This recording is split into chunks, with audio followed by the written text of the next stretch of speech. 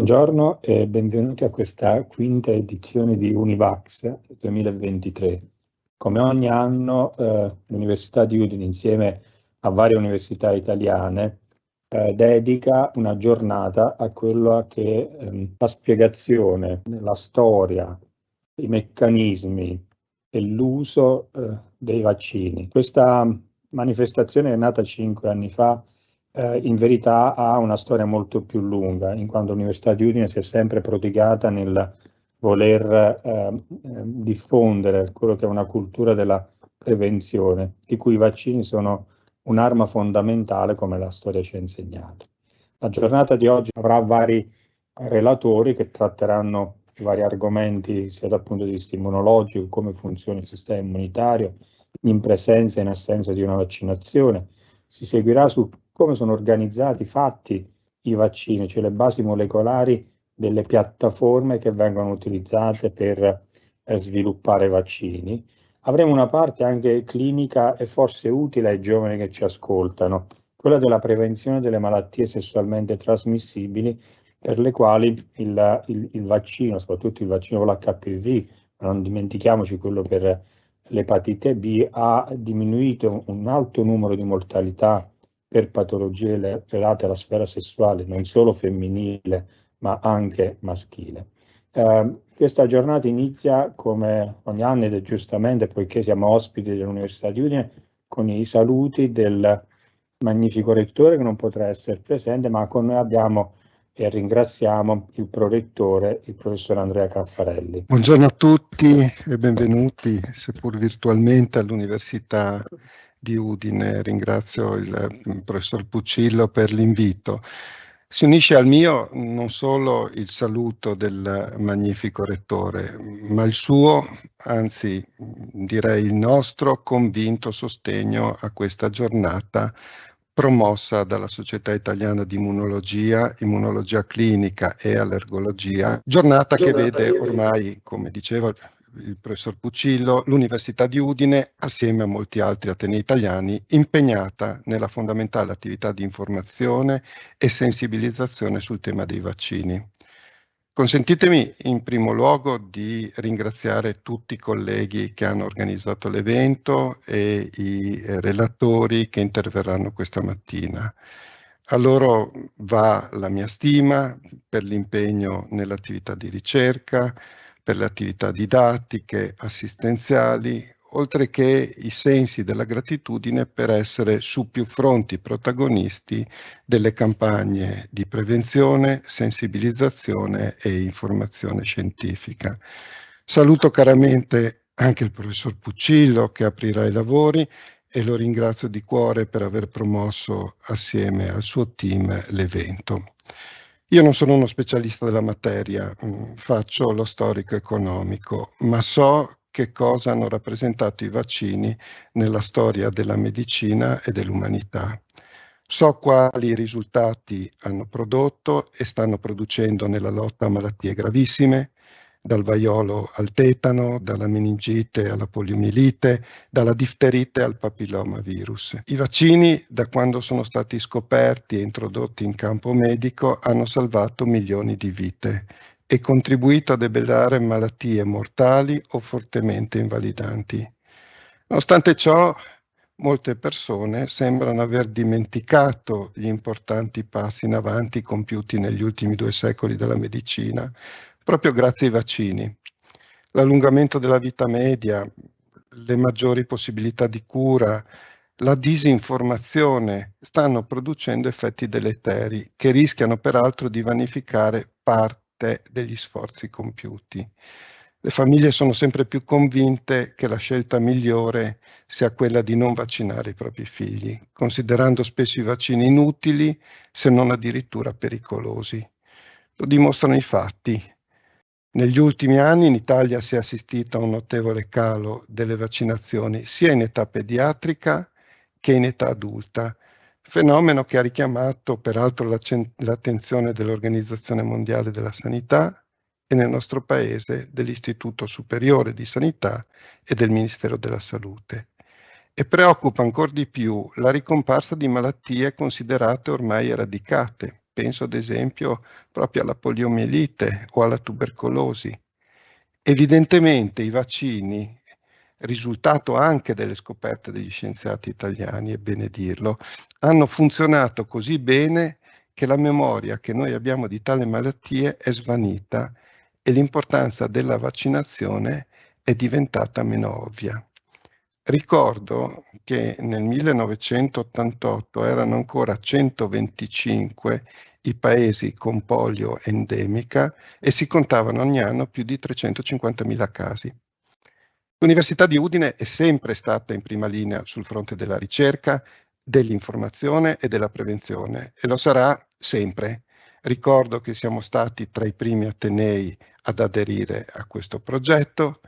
Noi lavoriamo e lavoreremo affinché le conoscenze acquisite nei laboratori, gli insegnamenti trasmessi nelle aule, l'impegno quotidiano profuso nei reparti accanto ai malati contribuiscano a sviluppare una cultura della ricerca e della scienza, libera, come recita il nostro motto, da ignoranza e da pregiudizi, ma aperta anche al dialogo e al confronto scientifico. Scorrendo il programma osservo, lo ha già anticipato il professor Puccillo e questo mi fa molto piacere, che nell'edizione 2023 di Univax, oltre agli interessanti interventi dei colleghi sui meccanismi di azione dei vaccini, sul loro impatto nel sistema immunitario, si toccherà un tema di grande importanza, ossia la loro utilità nella prevenzione dei tumori nella donna e nell'uomo attraverso il controllo delle malattie sessualmente trasmissibili,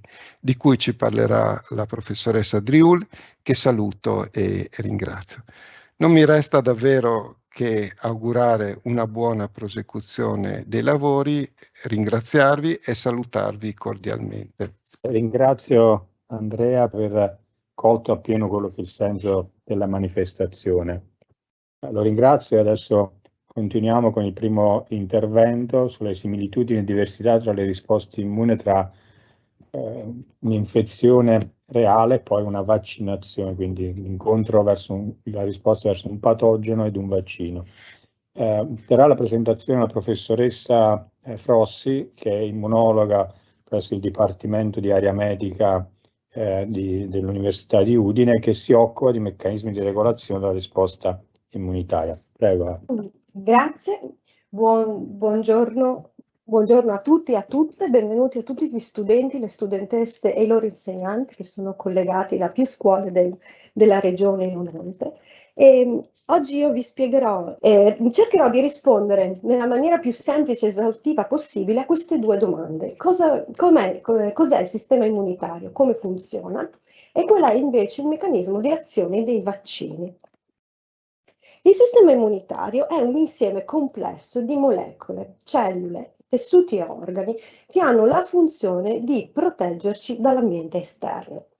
Hanno la funzione di riconoscere tutto ciò che non ci appartiene e di garantire la protezione. Noi siamo circondati da microrganismi che sono esseri viventi di piccolissime dimensioni, di cui noi non percepiamo la presenza, non li possiamo vedere, ma che ci circondano e appartengono al mondo dei virus, dei batteri, dei funghi, degli alimenti e ce ne sono tantissimi. Con questi noi conviviamo in maniera pacifica, traiamo anche un mutuo reciproco beneficio, ma una parte di questi, una parte abbastanza significativa, in realtà se entra in contatto con le nostre cellule, con i nostri organismi, possono causare dei danni molto importanti e portare a delle malattie anche potenzialmente mortali. E questi vengono definiti microrganismi patogeni.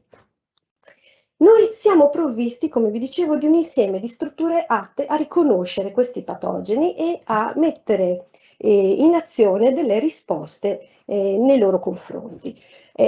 Possediamo un insieme molto vasto di cellule che voi vedete qua rappresentate con dei nomi anche molto complicati, che sono distribuiti in varie parti del nostro organismo accentrati in distretti tissutali più ben precisi e fungono da sentinelle, sono pronte a recepire la presenza di qualunque cosa che normalmente non appartiene al nostro organismo e che vi entra accidentalmente in contatto. Cosa succede durante una risposta immunitaria? Molto semplicemente, quando noi entriamo in contatto con un microrganismo patogeno, e di solito questo avviene attraverso quelle che sono le nostre interfacce con l'ambiente esterno, quindi pensiamo alla pelle, alle vie respiratorie, alla via gastrointestinale. Quando un microrganismo riesce a superare le barriere fisiologiche che caratterizzano i nostri organi, i nostri tessuti, incontrano le cellule del sistema immunitario che sono chiamate cellule dell'immunità innata. Sono cellule presenti nelle periferie, nei distretti, che sono in grado di catturare questi potenziali agenti patogeni e sottrarli dall'ambiente cellulare, impedendogli di causare un danno ai tessuti sani. E nel fare questo sono anche in grado di degradarli, di ridurli a pezzettini praticamente, e mentre lo fanno producono un sacco di segnali, di molecole che allertano le altre cellule del sistema immunitario. Alcune di queste cellule, sempre cellule dell'immunità innata, sono in grado di spostarsi dal tessuto lesionato e raggiungere quelli che sono gli organi linfatici secondari come i linfonodi, dove mostrano un pezzettino del microrganismo patogeno, un pezzettino che noi immunologi nel lessico chiamiamo antigeni, lo mostrano ai linfociti. I linfociti che sono cellule specializzate della risposta immunitaria, che sono in grado di riconoscere in maniera estremamente specifica un numero elevatissimo di antigeni e sono in grado di mettere in atto delle risposte immunitarie estremamente specifiche e diversificate. Tra questi ci sono i linfociti T e i linfociti B. I linfociti T coordinano la risposta immunitaria producendo un insieme di molecole e mediatori che si distribuiscono un po' in tutto il corpo e potenziano le varie attività delle cellule del sistema immunitario, quindi possono potenziare la capacità di fagocitare, ovvero veramente di mangiare e distruggere i microrganismi. Possono produrre dei mediatori che attivano la capacità delle cellule del sistema immunitario di lisare, di uccidere, di fungere da killer nei confronti dei microrganismi. Oppure i linfociti T possono potenziare i loro cugini, i linfociti B, che sono delle cellule specializzate che sono in grado di produrre gli anticorpi. Gli anticorpi sono come delle frecce che i linfociti B possono produrre e sono delle molecole dirette contro i microrganismi che vanno a colpirli, a bloccarli, a impedire il processo ulteriore di infezione e allo stesso tempo consentire una corretta eliminazione. Quindi vedete come una risposta immunitaria è in realtà una sequenza di eventi cellulari e molecolari ben precisa e molto complessa, in cui partecipano diversi elementi del sistema immunitario ed è necessario che tutti questi vengano messi in atto per avere una corretta risposta nei confronti di quello che è un microrganismo portatore di malattia. Abbiamo imparato studiando il sistema immunitario che ci sono delle caratteristiche specifiche della risposta immunitaria, ovvero il nostro sistema immunitario, grazie alla sua complessità, è in grado di riconoscere un numero apparentemente illimitato di antigeni differenti e nei confronti di ognuno di questi genera una risposta immunitaria precisa ed efficace, associata a un'enorme diversità nelle modalità in cui questa risposta immunitaria viene messa in atto, perché nei confronti di un microrganismo c'è la possibilità che ci siano tantissime molecole, tantissimi anticorpi diversi, tantissime cellule differenti nel sistema immunitario che vengono arruolate. E questa specificità, assieme a questa diversità, in realtà è responsabile della variabilità della risposta immunitaria che noi troviamo e riscontriamo tra soggetti diversi. Questo spiega il perché ognuno di noi si ammala sì nei confronti dello stesso microrganismo, ma reagisce in modo diverso. Il sistema immunitario di ognuno di noi è uguale perché riconosce in potenza gli stessi tipi di antigeni e microrganismi, ma l'efficacia con cui si genera una risposta immunitaria può essere diversa. Ma quello che accomuna tutte le risposte immunitarie è che sono in grado di sviluppare memoria. Memoria vuol dire che quando il nostro sistema immunitario incontra per la prima volta un antigeno, un microrganismo, qualcosa che è estraneo, si generano delle cellule che sono già da cellule di memoria, cellule che non partecipano attivamente alla risposta contro quell'antigene, quel microrganismo, ma che sopravvivono, permangono in circolo e lo permangono anche per molti anni, decenni, anche ventenni in alcuni casi, e rimangono in circolo pronti per un successivo incontro con l'antigene. E a un successivo incontro con l'antigene, con lo stesso antigene, queste cellule consentiranno una risposta immunitaria più rapida e più efficace, che permetterà di contrastare ed eliminare l'antigene, il microrganismo, in tempi più veloci e in una modalità più efficiente. In questo modo, quando noi ci ammaliamo la prima volta in confronti di un microrganismo, abbiamo una risposta immunitaria un po' più lenta, meno efficace, per cui noi proviamo dei sintomi legati soprattutto all'infiammazione, abbiamo la febbre, dolore, rossore, infiammazione.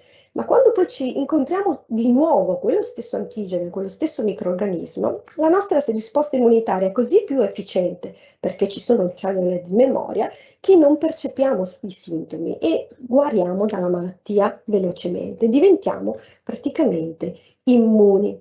E questo succede ad ogni incontro con l'antigene. Ogni volta che noi incontriamo lo stesso antigene, lo stesso microrganismo, grazie al sistema della memoria immunologica, la nostra risposta immunitaria diventa sempre migliore, sempre più efficace. Detto questo, come si inserisce in tutto ciò un vaccino? Come funziona? Allora, un vaccino è in realtà costituito da un agente infettivo, quindi da un microrganismo o da una sua parte, che è stato reso non virulento, cioè incapace di generare malattia, incapace di danneggiare le nostre cellule, i nostri tessuti, ma ancora capace di essere visto dalle strutture del sistema immunitario, da essere riconosciuto come estraneo e quindi in grado di attivare una risposta immunitaria protettiva, nello stesso modo in cui lo fa l'agente patogeno.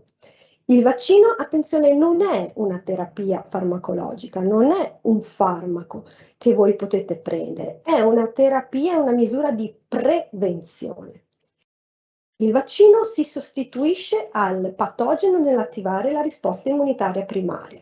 Quella che vedete adesso è la stessa immagine che vi ho mostrato prima dei meccanismi cellulari e molecolari che caratterizzano una risposta immunitaria naturale, all'infezione naturale, al patogeno. Il vaccino si sostituisce nella fase di innesco della risposta immunitaria. Si sostituisce e viene utilizzato per attivare una risposta immunitaria primaria che ha lo scopo di generare, di indurre una memoria immunologica. Quindi il vaccino viene utilizzato per sostituirsi al patogeno nell'indurre la risposta primaria con il fine ultimo di indurre una memoria immunologica.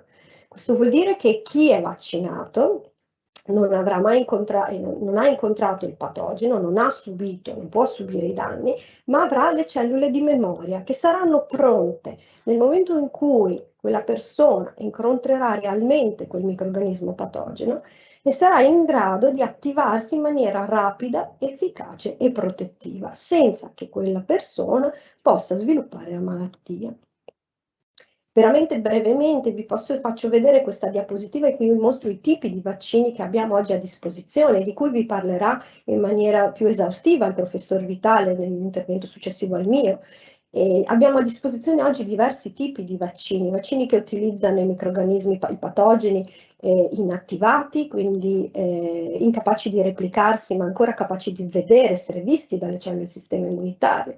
Vaccini attenuati, in cui i microrganismi sono stati modificati in modo da ridurne la capacità di danneggiare le nostre cellule, ma sono ancora capaci di proliferare, di replicarsi, quindi mimano più correttamente un processo di infezione.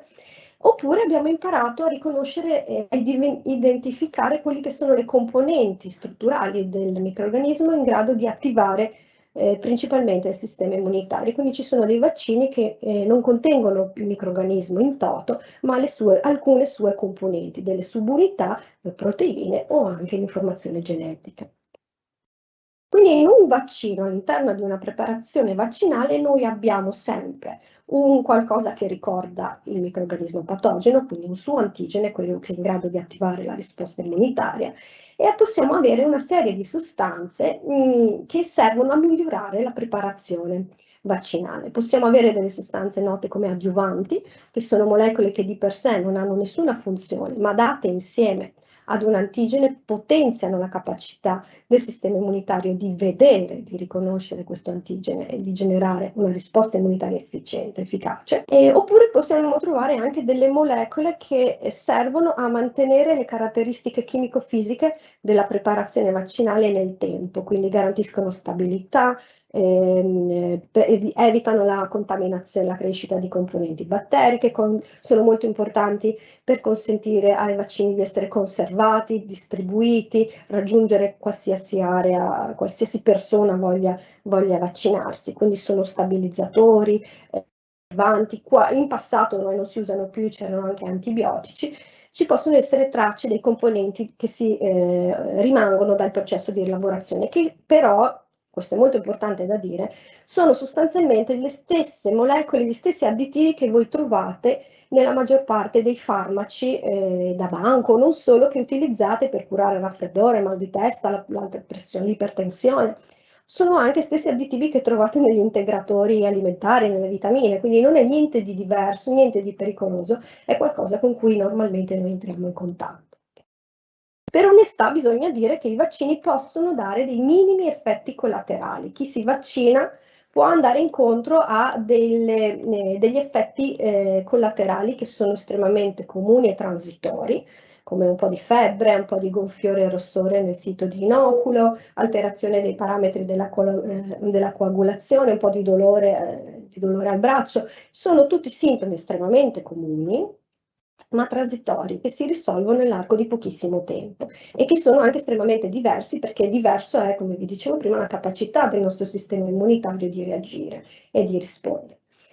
Ci sono degli effetti collaterali rari come le reazioni allergiche, che non sono prevedibili, ma che sono sempre transitori. E a questi siamo preparati, nel senso che sappiamo che possono comparire, per cui c'è sempre uno stretto monitoraggio che viene messo in atto ogni volta che si fa una vaccinazione, che consiste semplicemente nel controllare il paziente che è stato inoculato entro un quarto d'ora dalla somministrazione del vaccino, e spesso, almeno nella nostra regione, viene anche fornito un questionario a casa che poi viene chiesto di compilare per monitorare quelli che sono i sintomi che si manifestano nei giorni successivi. Quindi c'è un sistema di controllo molto stretto che cerca per monitorare esattamente l'andamento di questi effetti collaterali, in modo da intercettare per tempo se ci potessero essere delle situazioni critiche.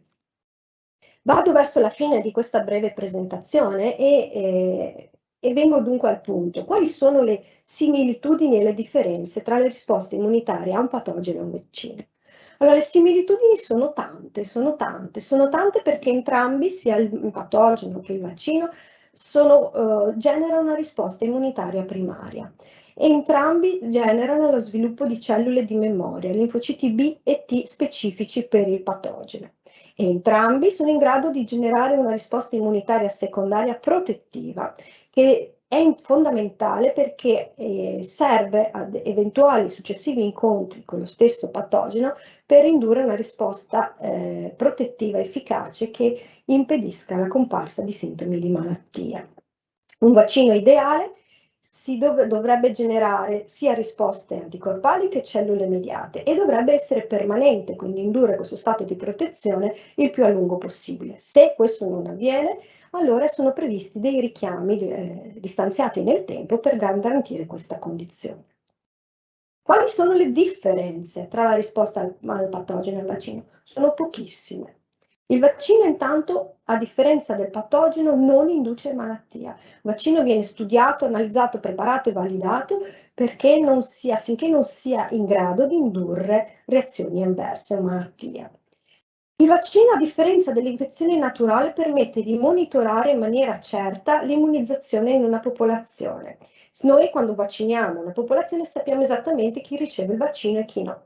Se invece lasciamo la libertà alle persone di infettarsi naturalmente con il patogeno, non abbiamo la certezza dato di quante persone siano realmente ammalate, perché molto spesso le sintomatologie di un'infezione sono sovrapponibili a quelle di un'altra, senza considerare che ci sono molte persone che possono essere asintomatiche o paucisintomatiche. Quindi è una misura di controllo di immunizzazione molto difficile, poco sicura. Se vogliamo essere proprio precisi, puntigliosi, l'unica differenza che troviamo tra un'infezione a un microrganismo naturale e al vaccino è la via di somministrazione, in quanto la maggior parte dei microrganismi entrano in contatto con il nostro organismo attraverso le vie di solito respiratorie, gastrointestinali, e molto meno raramente attraverso la via sistemica. I vaccini di solito vengono somministrati invece in via intramuscolare. Però la scienza in questo momento è proprio al lavoro per cercare di ottenere delle formulazioni che mimino in maniera più stringente quella che è la via di somministrazione naturale. Quindi si stanno studiando vaccini che vengano somministrati per aerosol oppure attraverso la somministrazione orale. Questa è una delle ricerche del futuro. L'ultimissima, se ho ancora un attimo di tempo, l'ultimissimo messaggio che volevo mandarvi è il perché è importante vaccinarsi, riprendendo un po' quello che diceva il professor Caffarelli prima. La vaccinazione è indubbiamente una delle scoperte più importanti della medicina ed è una pratica che ha permesso di eradicare in maniera definitiva malattie che erano mortali fino a pochi anni fa, fino neanche al secolo scorso. Se guardate in questo grafico, potete vedere quanto era presente o elevato il tasso di mortalità nei bambini sotto i 5 anni per la pertosse. Questo accadeva il secolo scorso e l'introduzione della vaccinazione per la pertosse ha permesso di praticamente portare a scomparsa di questa patologia in Italia. Come non ricordare poi l'eradicazione della polio. Fino al 1988, come si vede nel grafico, la poliomelite era ancora diffusa in tutti i territori e solo nel 2020 è stato invece possibile annunciare come è stato quasi tutto il mondo è stato considerato free dalla polio. Rimangono il Pakistan, l'Afghanistan in cui la malattia è ancora endemica e sono stati in cui la vaccinazione non è riuscita a raggiungere ancora la maggior parte della popolazione. Questo è il calendario vaccinale che ci viene proposto dalla regione Friuli Venezia Giulia, come la maggior parte delle regioni italiane, e prevede una serie di somministrazioni vaccinali che vengono proposte già dai primi mesi di vita dai bambini perché hanno un sistema immunitario vergine, naive, non hanno mai visto dei microrganismi.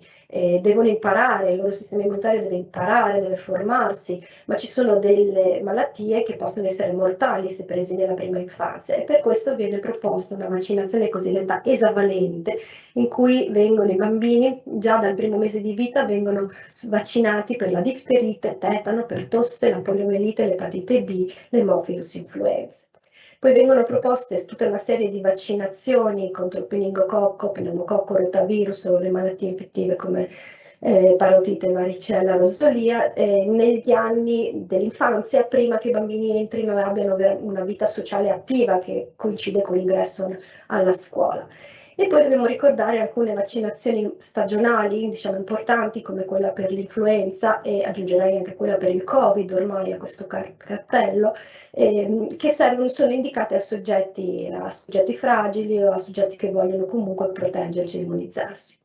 Mi preme fare notare una cosa, che è l'importanza che alcune vaccinazioni hanno nella prevenzione non solo della malattia infettiva di per sé, ma anche per il cancro. Ci sono alcuni tipi di cancro che sono strettamente associati a un processo di natura infettiva, come l'epatite, il cancro al fegato causato dal virus dell'epatite B, o il cancro che può essere associato all'infezione da papillomavirus, di cui vi parlerà abbondantemente la professoressa Driulla al termine di questa giornata. Quindi la pratica vaccinale in questo senso è estremamente importante anche per proteggere da malattie importanti come quelle tumorali.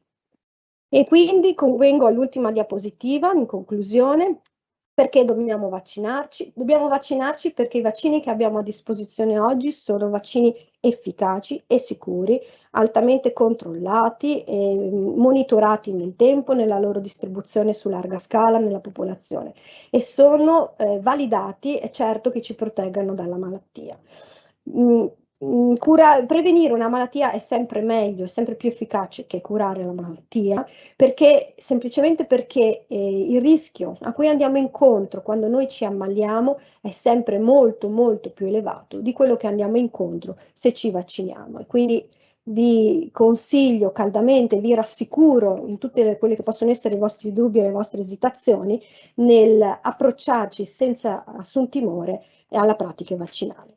E ringrazio tutti per l'attenzione. Passo la parola al collega, il professor Pucillo. Per la bellissima presentazione che ha fatto la professoressa Rossi. Ora il prossimo speaker è il professor Gaetano Vitale, che si occuperà e vi spiegherà quelle che sono le varie piattaforme che vengono utilizzate per sviluppare i vaccini, cercando di chiarire la sicurezza e la utilità di utilizzarli senza che ci siano timori per l'introduzione nel nostro organismo di sostanze, tra virgolette, strane.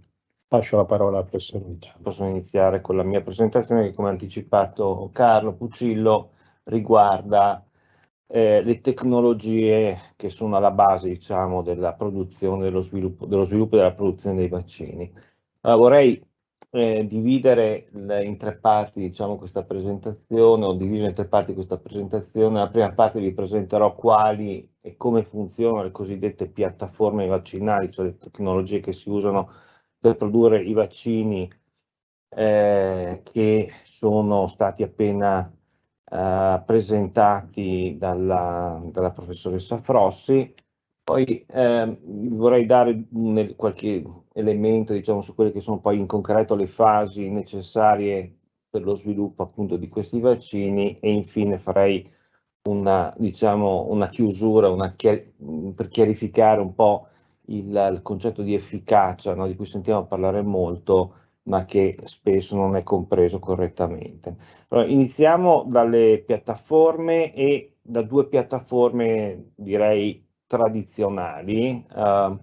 Veramente l'immunologia, non è stato ancora detto, ma l'immunologia, la disciplina dell'immunologia è nata con più di 2 secoli fa, lo ha accennato il professor Caffarelli, con studi appunto sui vaccini.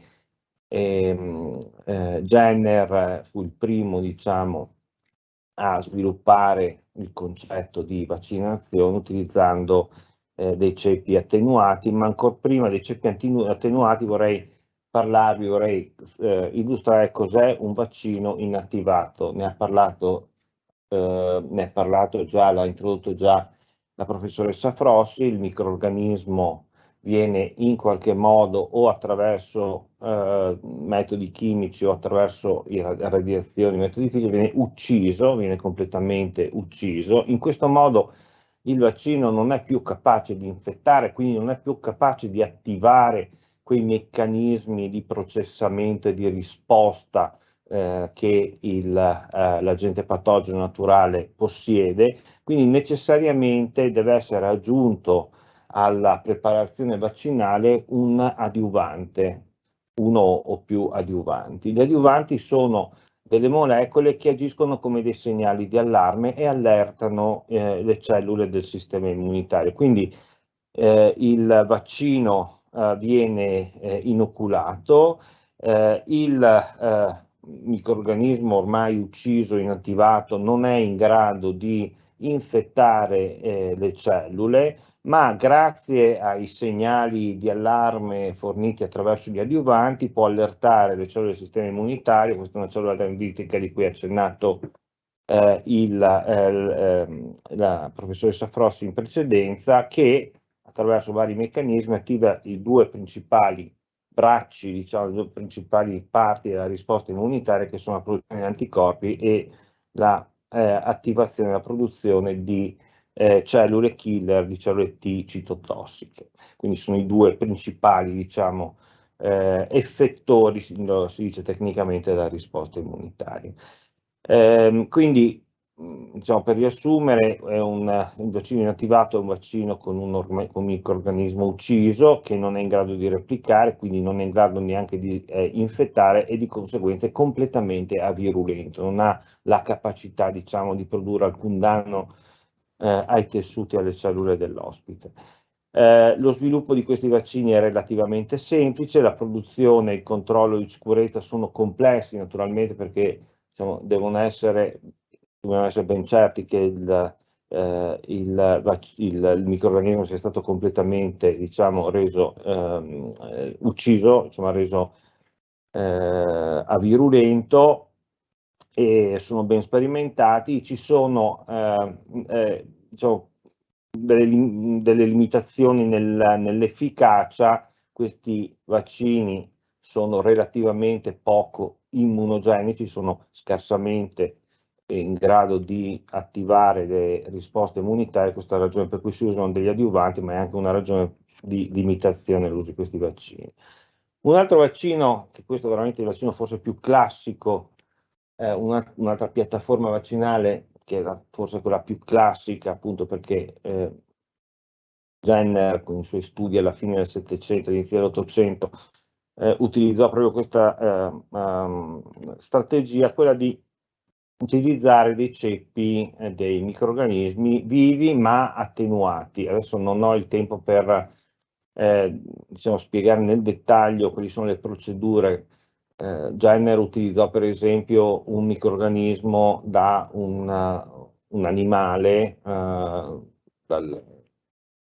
vaccini, perché derivano dalle mucche, e quindi utilizzò, diciamo, un micobatterio che infettava le mucche, ma aveva una scarsissima, per quanto presente, diciamo, virulenza nei confronti dell'uomo.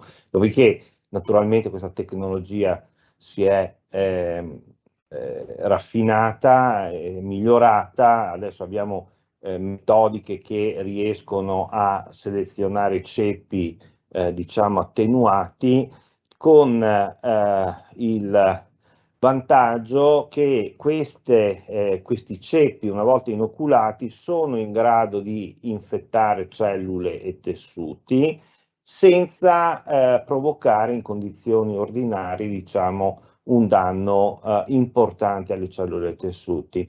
Ma il sistema immunitario si accorge della presenza di questi microrganismi estranei nell'organismo, nei suoi tessuti, e attiva, come abbiamo visto prima, le due risposte, quella anticorpale e quella cellulomediata. Quindi i vaccini vivi attenuati sono dei vaccini, appunto, vivi, in grado di replicare, ma depotenziati nella loro capacità di infezione, e quindi con una bassa o una virulenza, diciamo, molto relativa. Lo sviluppo, la produzione e il controllo della sicurezza di questo tipo di vaccini sono naturalmente complessi. Questi i microrganismi devono essere cresciuti in sistemi controllati, devono essere testati naturalmente per la virulenza, la perdita della virulenza, ma, diciamo, hanno come vantaggio il fatto di essere molto efficaci nell'offrire protezione vaccinale, per quanto poi l'utilizzo di queste piattaforme è limitato a soggetti perfettamente immunocompetenti, quindi si tende a limitarne l'uso, o non è consigliato l'uso in pazienti immunodepressi temporaneamente, o insomma con malattie di immunodeficienza, proprio perché per quanto, diciamo, la virulenza sia molto bassa, non è assente. Questi sono non virulenti, non avirulenti. Poi passiamo a tre piattaforme che invece utilizzano in maniera un po' più, diciamo, anzi in maniera più significativa, le biotecnologie, le tecnologie che si sono sviluppate nel corso degli ultimi 40-50 anni, in particolare quelle del DNA ricombinante. Avete sicuramente già sentito parlare delle tecnologie del DNA ricombinante, della manipolazione, che hanno la capacità, diciamo, di poter isolare e manipolare il materiale genetico degli agenti patogeni. Questa presentazione era stata fatta a suo tempo in epoca, diciamo, in epoca di Covid, e il microrganismo, diciamo, che è illustrato in questa diapositiva è il SARS-CoV-2. Moltissimi vaccini sono prodotti contro i virus, insomma ce ne sono anche naturalmente che proteggono contro altri agenti patogeni, microbi di altra natura, ma insomma il concetto è quello che si vede in questa diapositiva in generale, cioè si può isolare una componente dal materiale genetico, una componente che codifica. In questo caso abbiamo la proteina spike, che è la proteina attraverso la quale il virus interagisce, attacca e penetra all'interno delle cellule. Attraverso le tecniche del DNA ricombinante è possibile, diciamo, clonare, si dice, e fare esprimere in vitro questa sequenza codificante per produrre parti, diciamo, del virus. Una tecnologia che è stata usata ampiamente negli ultimi, direi, 20-30 anni, diciamo, è quella basata sulla produzione, per la sintesi in vitro dei componenti proteiche degli agenti patogeni. Questi sono chiamati vaccini a subunità proteica. L'RNA o il materiale genetico viene retrotrascritto, clonato opportunamente e con dei sistemi di produzione in laboratorio in grandi quantità del prodotto di questi geni vengono prodotte appunto delle subunità proteiche che con gli ultimi sviluppi della tecnologia vengono assemblate in particelle simil infettive, diciamo, che vengono inoculate. Naturalmente queste proteine, diciamo, queste componenti proteiche non sono in grado di penetrare nei cellule e tessuti dell'ospite, ma vengono viste e processate sempre con l'ausilio di un adiuvante dalle cellule del sistema immunitario per produrre risposte immunitarie umorali, quindi anticorpi e cellulomediate. Quindi i vaccini, diciamo, su unità proteica sono completamente sintetici. Il vaccino non può replicare, non è in grado di infettare le cellule, quindi è completamente, totalmente virulento. Come vi ho anticipato, con tecnologie ormai rutinarie, vi ricordo, questi sono i vaccini di cui ha parlato prima la professoressa Frossi contro il virus dell'epatite B, contro l'HPV, cioè il virus del papilloma, eccetera, eccetera, utilizzano questo tipo di approccio. Lo sviluppo, naturalmente, e la produzione sono complessi, si usano ormai dei bioreattori, questo materiale genetico viene introdotto in lieviti che vengono cresciuti in condizioni controllate, producono queste proteine che comunque devono essere isolate, purificate, processate, assemblate, eccetera, eccetera, quindi c'è una certa complessità. Sono totalmente sicuri, quindi adesso stiamo parlando proprio del vaccino HPV, un vaccino totalmente sicuro, ma diciamo la cui produzione ha dei costi importanti. Altre due piattaforme rapidamente sono quelle che utilizzano come vettori dei virus non patogeni per l'uomo, per esempio gli adenovirus. In questo caso una porzione del materiale genetico del virus viene sostituito con il materiale genetico diciamo, che codifica per l'antigene verso il quale si vuole ottenere una protezione vaccinale, quindi questo viene introdotto nel virus ricombinante. A questo punto vedete come la proteina, in questo caso l'esempio era quella della proteina spike del virus SARS-CoV-2, viene a far parte della struttura del virus geneticamente modificato, che poi può essere utilizzato appunto per essere inoculato.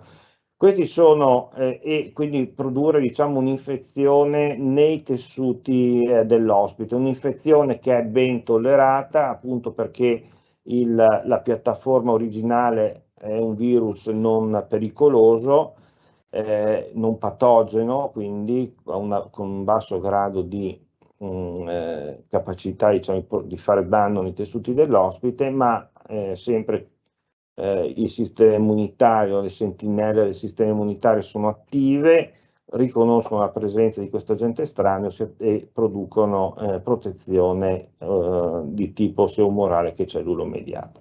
Quindi in sintesi abbiamo un sistema vivo ma non replicante, il virus originale, diciamo, è stato modificato in modo da non consentire la replicazione all'interno delle cellule, però produce, diciamo, i suoi antigeni, tra cui quelli esogeni, quelli, diciamo, modificati che sono stati introdotti, quindi non virulento. Lo sviluppo e la produzione sono relativamente semplici, si possono produrre in tempi molto brevi grandi quantità di vaccini.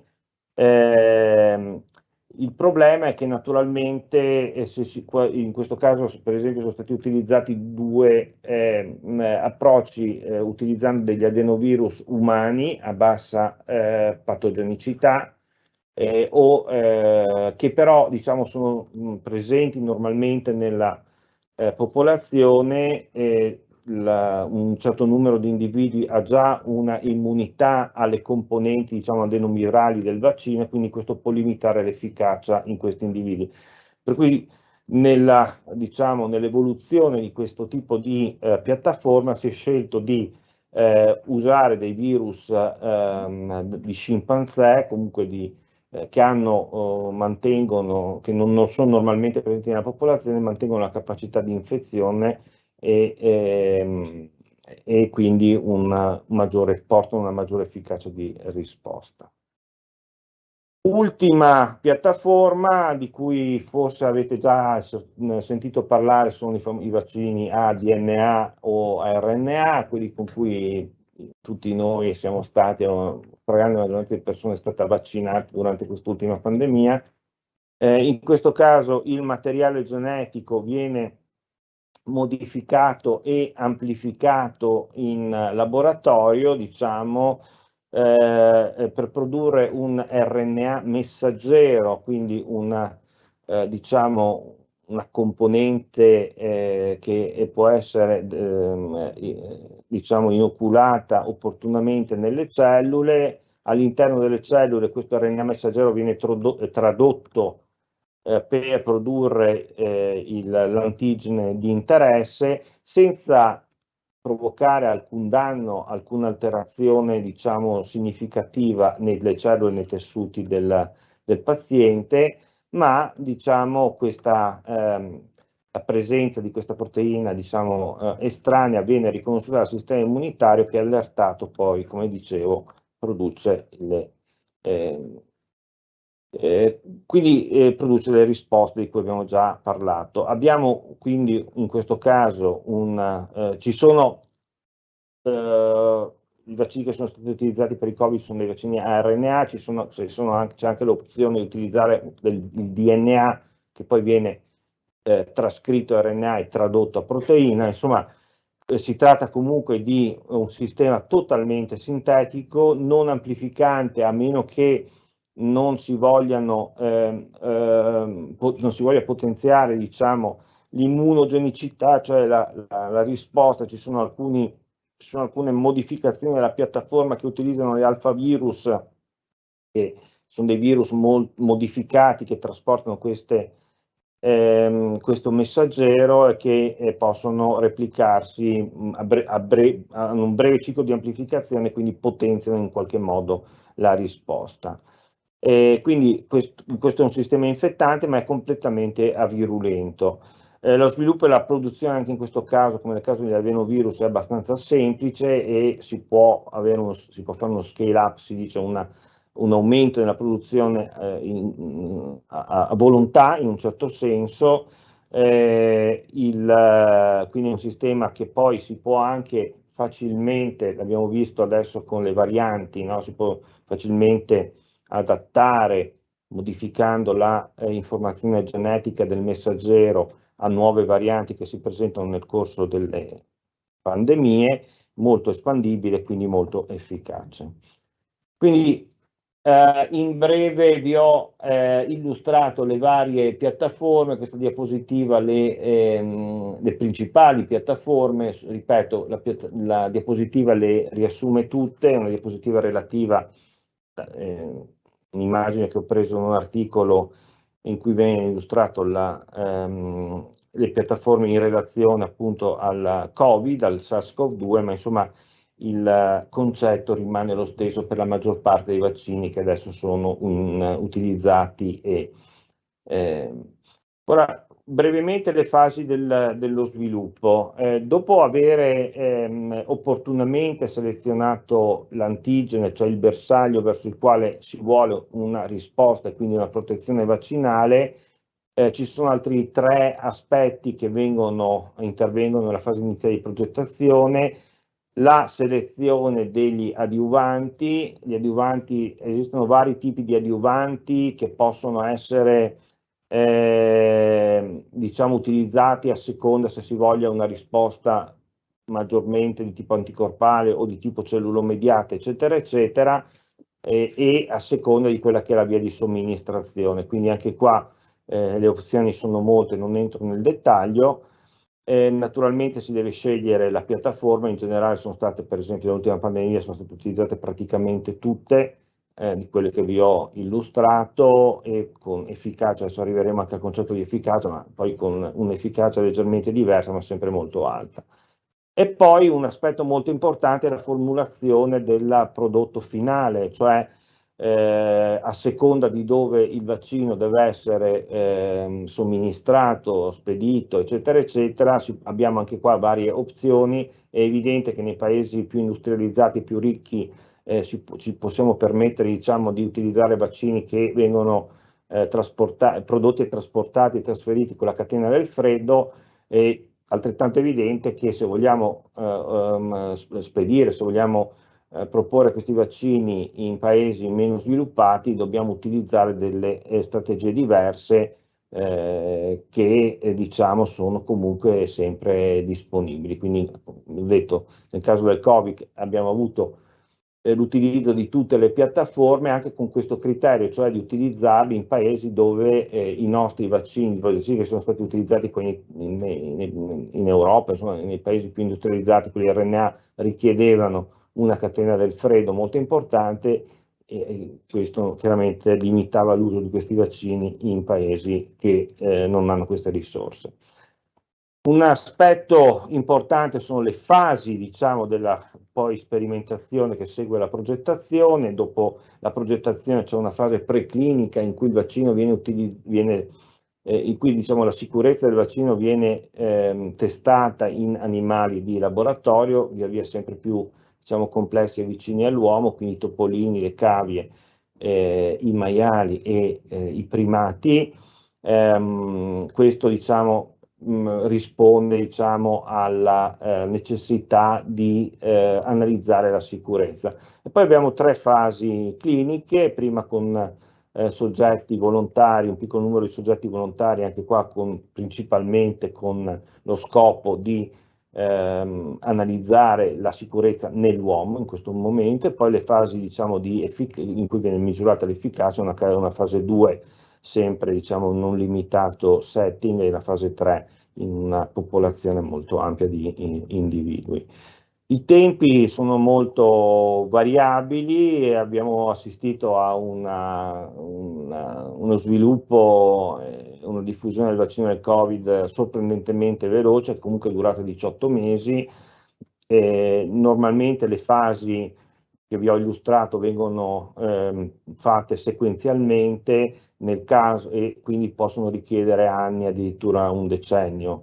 Nel caso a cui abbiamo assistito, no, del vaccino, sviluppo e della somministrazione del vaccino del Covid, molte di queste fasi sono state sovrapposte temporalmente, nessuna delle fasi che vi ho illustrato, che sono necessarie per garantire l'efficacia e la sicurezza, sono state saltate, sono state semplicemente sovrapposte. Naturalmente, se una fase precedente poi si rivelava non adeguata, lo sviluppo del vaccino veniva interrotto, come è successo in numerosissimi casi. In ogni caso, diciamo, tutte le varie fasi sono state eseguite.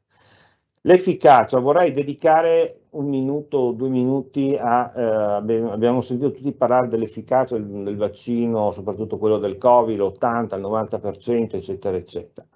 L'efficacia è un parametro, un indice, diciamo, oggettivo che viene misurato sperimentalmente, si fanno dei test clinici nelle fasi nella fase 3, su gruppi di individui omogenei che sono esposti allo stesso modo al contagio in una situazione nel mondo reale, quindi con condizioni e misura cosa? La riduzione del rischio relativo, cioè quando diciamo che un vaccino è efficace all'80% non significa che il vaccino funziona nell'80% degli individui, ma che il rischio di sviluppare sintomi nel gruppo dei pazienti, delle persone, degli individui trattati è inferiore dell'80% rispetto al gruppo di controllo, ok? Per cui questo ovviamente non significa, e la conseguenza, insomma, di questo è che non significa che il 20% degli individui trattati si ammalerà. Per esempio, se il rischio relativo di contrarre l'infezione in un determinato contesto è del 50% e la riduzione del rischio è dell'80%, l'attesa è che un 10% di individui, non un 20%, diciamo, si ammali. Questo naturalmente varia a seconda del rischio relativo e della riduzione, no? Questo è chiaro. Quindi vi faccio vedere en passant l'efficacia delle vaccini, in particolare del Covid. Questi sono dati reali del Ministero della Sanità che misurano la riduzione del rischio sia di sviluppare la malattia in modo grave, sia di contrarre l'infezione. Naturalmente questo rischio relativo varia. È molto efficace il vaccino, quasi al 100%, vicino al 100%, non è mai un trattamento sanitario, un trattamento vaccinale, ma qualsiasi trattamento sanitario non è mai efficace al 100%. Ci sono variabili individuali, diciamo, che rendono questo impossibile, mentre diciamo, l'efficacia nel prevenire l'infezione è un po' più bassa, è vicino all'80% di cui stavamo parlando. Concludo facendovi vedere questa immagine che ho preso dal sito dell'OMS, l'Organizzazione Mondiale della Sanità, che illustra una normale catena di infezione del virus, in cui vedete la catena di infezione va avanti negli individui non vaccinati. Gli individui vaccinati sono normalmente protetti. Occasionalmente, vedete in questo caso, un individuo vaccinato può contrarre l'infezione, è ben protetto dagli esiti più, diciamo, nefasti dell'infezione stessa, ma l'importante è che con l'aumentare del numero di individui vaccinati, la probabilità che questa catena di infezione si propaghi diminuisce significativamente. Questo messaggio ve lo do quindi più persone sono vaccinate e meno persone il motivo è che più le persone sono vaccinate, più basse sono le probabilità che si possa venire in contatto col virus. Questo ve lo dico per, diciamo, dare il mio contributo, il contributo di questa presentazione all'importanza delle vaccinazioni. Concludo con una frase che ho rubato da uno dei libri di Luciano De Crescenzo, un autore napoletano che si è occupato di vari aspetti anche di divulgazione scientifica, tra le altre, e che ha sempre sostenuto l'importanza, insomma, di porsi di fronte ai problemi con un atteggiamento, diciamo, di curiosità. Il punto interrogativo, lui dice, è il simbolo del bene, così come quello esclamativo è il simbolo del male. Quando ci sono tanti punti interrogativi, allora diciamo, questo dovrebbe rassicurarmi. Invece, se trovate quelli che hanno delle certezze assolute, che vi vogliono convincere con dei punti esclamativi di grandi certezze, allora dovete, diciamo, avere un atteggiamento un po' più diffidente. Ecco, questa presentazione, queste presentazioni, questo evento non serve a darvi delle certezze, non serve a darvi a convincere, ma a darvi gli elementi per capire da voi stessi o attraverso, diciamo, a porre delle domande, a farvi delle domande, a porre delle domande. Vi ringrazio, lascio di nuovo la parola al professor Pucillo. Allora, ringrazio moltissimo la presentazione di Gaetano, che ci ha permesso di comprendere quelle che sono le varie piattaforme e modalità di vaccinazione. Ora passiamo a quella che è la parte un po' più pratica del perché bisogna utilizzare i vaccini, che ruolo hanno realmente nella prevenzione di alcune malattie molto, molto gravi e spesso letali. E per questo abbiamo oggi il piacere di avere qui con noi la professoressa Lorenza Driul, che è professoressa e primaria del reparto di ginecologia ostetrice dell'azienda sanitaria universitaria Friuli Centrale, che parlerà del ruolo delle vaccinazioni nelle malattie sessualmente trasmissibili, un tema molto caldo soprattutto tra i giovani. Ringrazio Lorenza, a cui do la parola, però prima vorrei ricordare a tutti i collegati e presenti in aula di formulare domande che siano curiosità e approfondimenti, in modo tale che poi io e i miei colleghi riusciamo a darvi una risposta e a chiarire i vostri dubbi. Grazie Lorenzo, puoi iniziare. Buongiorno a tutti e a tutte, grazie al professor Pucillo per l'invito, per me è un onore e un piacere essere qui insieme a voi e condividere una giornata così importante e apportare l'aspetto più clinico della vaccinazione. Vi parlo direttamente dall'ospedale di Udine, questa è l'immagine del nostro ospedale e in particolar modo vi parlo della nuova clinica ostetrica che si è appena trasferita in questa nuova realtà che è il padiglione 7, perché da qui inizia la gravidanza, iniziamo a seguire lo sviluppo dell'embrione e accompagniamo le nostre pazienti in tutte le fasi della gravidanza, dalla fase appunto iniziale alla fase della crescita e sicuramente durante la gravidanza dobbiamo prendere delle decisioni importanti e questo per poter permettere, come in questa immagine che spero adesso riusciate a vedere meglio, una crescita serena e corretta appunto del feto. Vedete che durante la gravidanza il feto può avere uno sviluppo corretto e uno sviluppo adeguato grazie ai nostri comportamenti come la preparazione della gravidanza.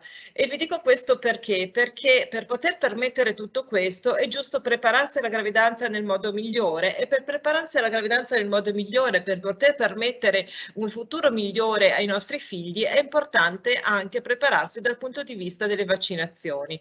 Questo perché oggi nel 2023 non possiamo più rischiare di andare incontro ad un'infezione di rosolia durante la gravidanza ed è per questo che la vaccinazione deve avvenire prima e questo permette di proteggere questa vita futura. E quindi ricordo a tutti voi che un giorno, se vorrete, sarete madri, di vaccinarvi nel corso della vostra vita e prima della gravidanza, perché rischiare oggi di contrarre la rosolia durante la gravidanza espone a dei rischi veramente importanti in nascituro, con delle sindromi e degli esiti importanti. Però purtroppo ancora oggi poco richieste e poco si fa la ricerca degli anticorpi, se sono presenti oppure no della rosolia, e quindi ricordo l'importanza di vaccinarsi durante la vita, prima della gravidanza e di controllare all'inizio della gravidanza se la vaccinazione è avvenuta oppure no. Un altro concetto importante che volevo condividere con voi è che la gravidanza, proprio per poter permettere una crescita corretta del nascituro, è un momento importante anche per altre vaccinazioni, perché in gravidanza si può essere vaccinati e si deve essere vaccinati per la pertosse, per l'influenza e oggi posso aggiungere anche per il Covid-19. Quindi non è vero che le pazienti in gravidanza non possono essere vaccinate. Questo è un falso mito, perché i virus inattivati possono essere utilizzati in gravidanza e quindi un messaggio importante: mamma, non correre il rischio, agisci ora, prima, come abbiamo detto, durante ma anche dopo la gravidanza, per proteggere il nascituro. È importante infatti nascere protetti e prendersi cura del futuro dei nostri figli, come dicevo già prima, ma anche durante. Perché? Perché durante la gravidanza ci ricordiamo che la reazione al vaccino porta alla formazione di anticorpi IgG che passano attraverso la placenta e che, e questo è un dato importante che vi prego di ricordare, passano e rimangono nel neonato per almeno 6 mesi, non solo attraverso il sangue materno, ma anche dopo, durante l'allattamento, anche attraverso il latte materno, perché attraverso il latte materno passano le IgA che rimangono e che proteggono comunque il neonato. Quindi la vaccinazione durante la gravidanza è un atto importante che protegge il bambino e durante la gravidanza stessa anche la donna, e poi durante l'allattamento prosegue con un'altra possibilità di protezione. E vi dico questo perché noi ginecologi ricordiamo a tutte le nostre pazienti di sottoporsi alla vaccinazione per la pertosse, perché purtroppo di pertosse ancora si muore oggi, e soprattutto muoiono quei neonati così piccoli che ancora non hanno avuto la possibilità di essere sottoposti alle vaccinazioni previste, che sono state precedentemente presentate dalla professoressa Frossi. Ed è per questo che ma in particolar modo verso la 28ª settimana, consigliamo alle nostre mamme di sottoporsi alla vaccinazione della pertosse, non tanto per loro stesse, ma proprio perché gli anticorpi proteggeranno il loro bambino quando poi il loro bambino verrà alla luce. E quindi non possiamo vedere più queste immagini di neonati affetti da pertosse e che purtroppo vanno incontro a rischi importanti, comprese la morte in epoca precoce. Un altro argomento importante è l'influenza. Sicuramente il 2022-2023 ci ha riportato a ricordare alle nostre pazienti quanto è importante vaccinarsi contro l'influenza e vaccinarsi in gravidanza. Le lezioni del passato ci sono servite sicuramente, perché la lezione dell'epidemia spagnola del 1918, come vedete in queste immagini, ci ha ricordato come allora molte donne in gravidanza sono morte proprio per l'influenza, ma questo è stato poi confermato anche dalle altre ondate pandemiche nel 2009-2010, dove purtroppo proprio le donne in gravidanza nel secondo e nel terzo trimestre di gravidanza erano quelle che andavano incontro ad un'alta mortalità e ad un'altra incidenza di complicanze. Quindi il rischio di influenza è grave e l'ospedalizzazione anche è maggiore proprio nelle donne in gravidanza, e quindi ricordiamoci che le donne in gravidanza hanno un rischio di essere ricoverate di più, hanno un rischio di avere un parto pretermine, hanno un rischio di partorire dei bambini di basso peso, quindi hanno un rischio aumentato rispetto alla popolazione generale. E quindi sfattiamo questo falso mito sull'influenza, perché se sono in gravidanza posso vaccinarmi, anzi devo vaccinarmi proprio per proteggere me stessa e per proteggere il nascituro e il neonato. Sulla sicurezza dei vaccini influenzali in gravidanza gli studi sono forti, le evidenze scientifiche sono veramente molto chiare, ed è per questo che il Ministero della Salute per la stagione 2022-2023 ha ricordato che le donne in gravidanza devono essere considerate come una categoria a rischio, quindi prioritario per la vaccinazione antinfluenzale.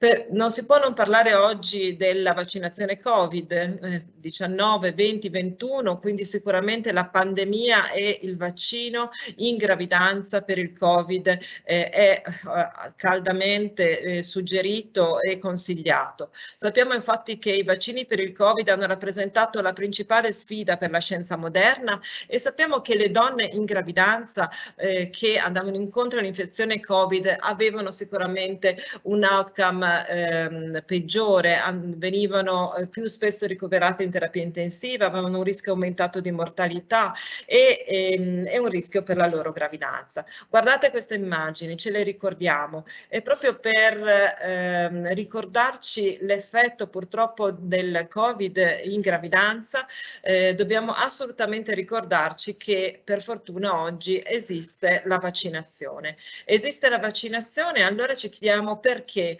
molte donne non fanno ricorso alla vaccinazione durante la gravidanza, e questo l'ho voluto vedere anche all'interno della clinica che dirigo con un questionario, cercando di capire perché le donne in gravidanza non aderiscono ai vaccini e soprattutto perché c'è questa resistenza, per poter capire dove migliorare.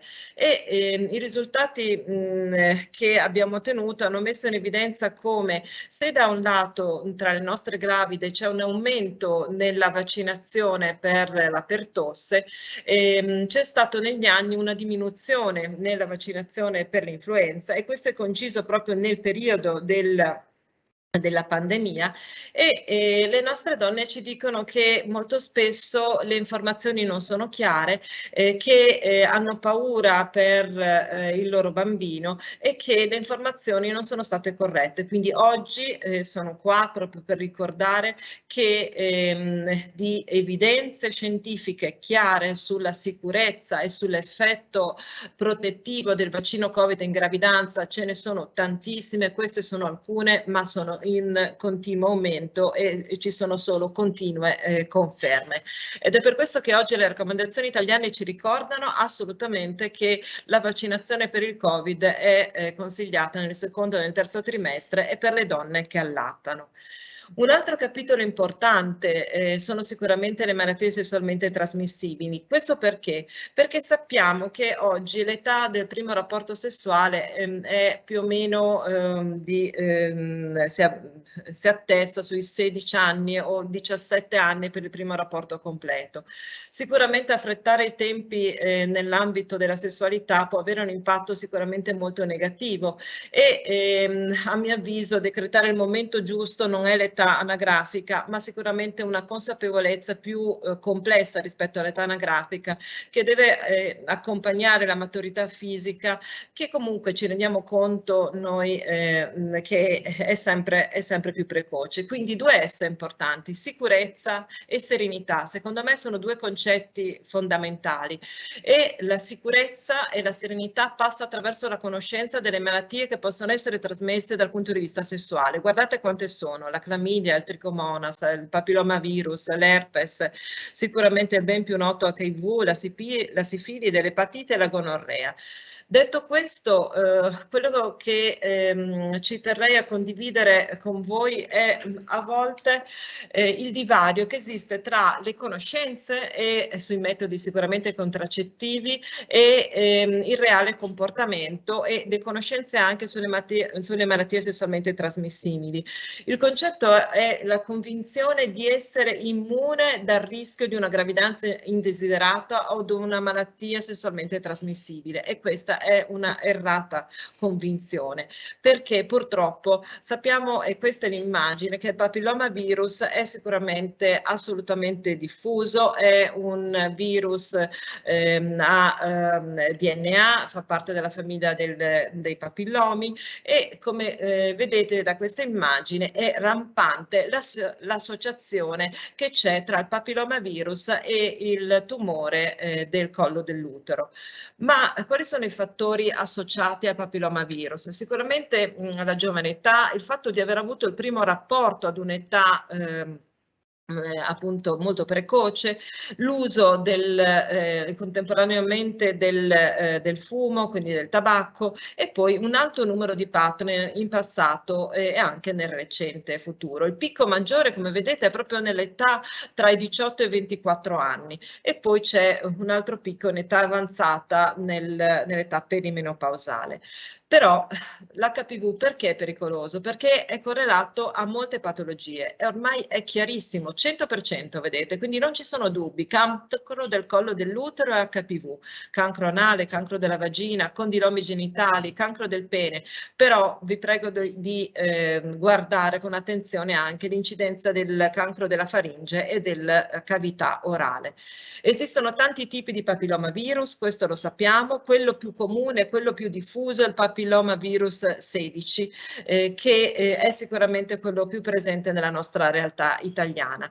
E quindi tutti i casi di tumore del collo dell'utero sono provocati dal papillomavirus, ma non tutte le infezioni di papillomavirus provocano il tumore.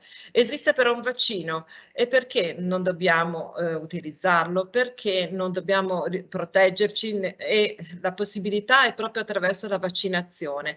E la vaccinazione da un lato e dall'altro lo screening, perché da un lato il vaccino previene una infezione primaria e invece lo screening attraverso il Pap test una prevenzione secondaria, quindi è sempre meglio una prevenzione primaria, ma ricordiamoci che per dire stop al papillomavirus, all'HPV, dobbiamo agire con una prevenzione primaria attraverso la vaccinazione, e oggi lo facciamo sì grazie a un nuovo vaccino che è un vaccino non avalente, un vaccino sicuramente molto più completo rispetto a quello del passato, perché abbiamo iniziato con un vaccino bivalente, quadrivalente, ma oggi siamo al vaccino non avalente.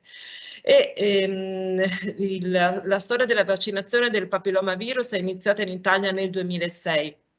Ma volevo condividere con voi i dati più recenti, che sono questi del Ministero della Salute. In particolar modo ho preso la corte di nascita dello 07, cioè i nati nel 2007 per quanto riguarda il Friuli Venezia Giulia. Vedete per quanto riguarda solo il sesso femminile, la vaccinazione completa è stata effettuata nel 65% dei casi, in Italia in generale il 66%. Ma guardiamo il lato maschile, perché la vaccinazione è importante, deve andare insieme maschio e femmina, non c'è una differenza di genere, però come vediamo, e questo ancora è presente anche in Friuli Venezia Giulia, la copertura vaccinale nel sesso maschile è soltanto del 61%, quindi sicuramente inferiore.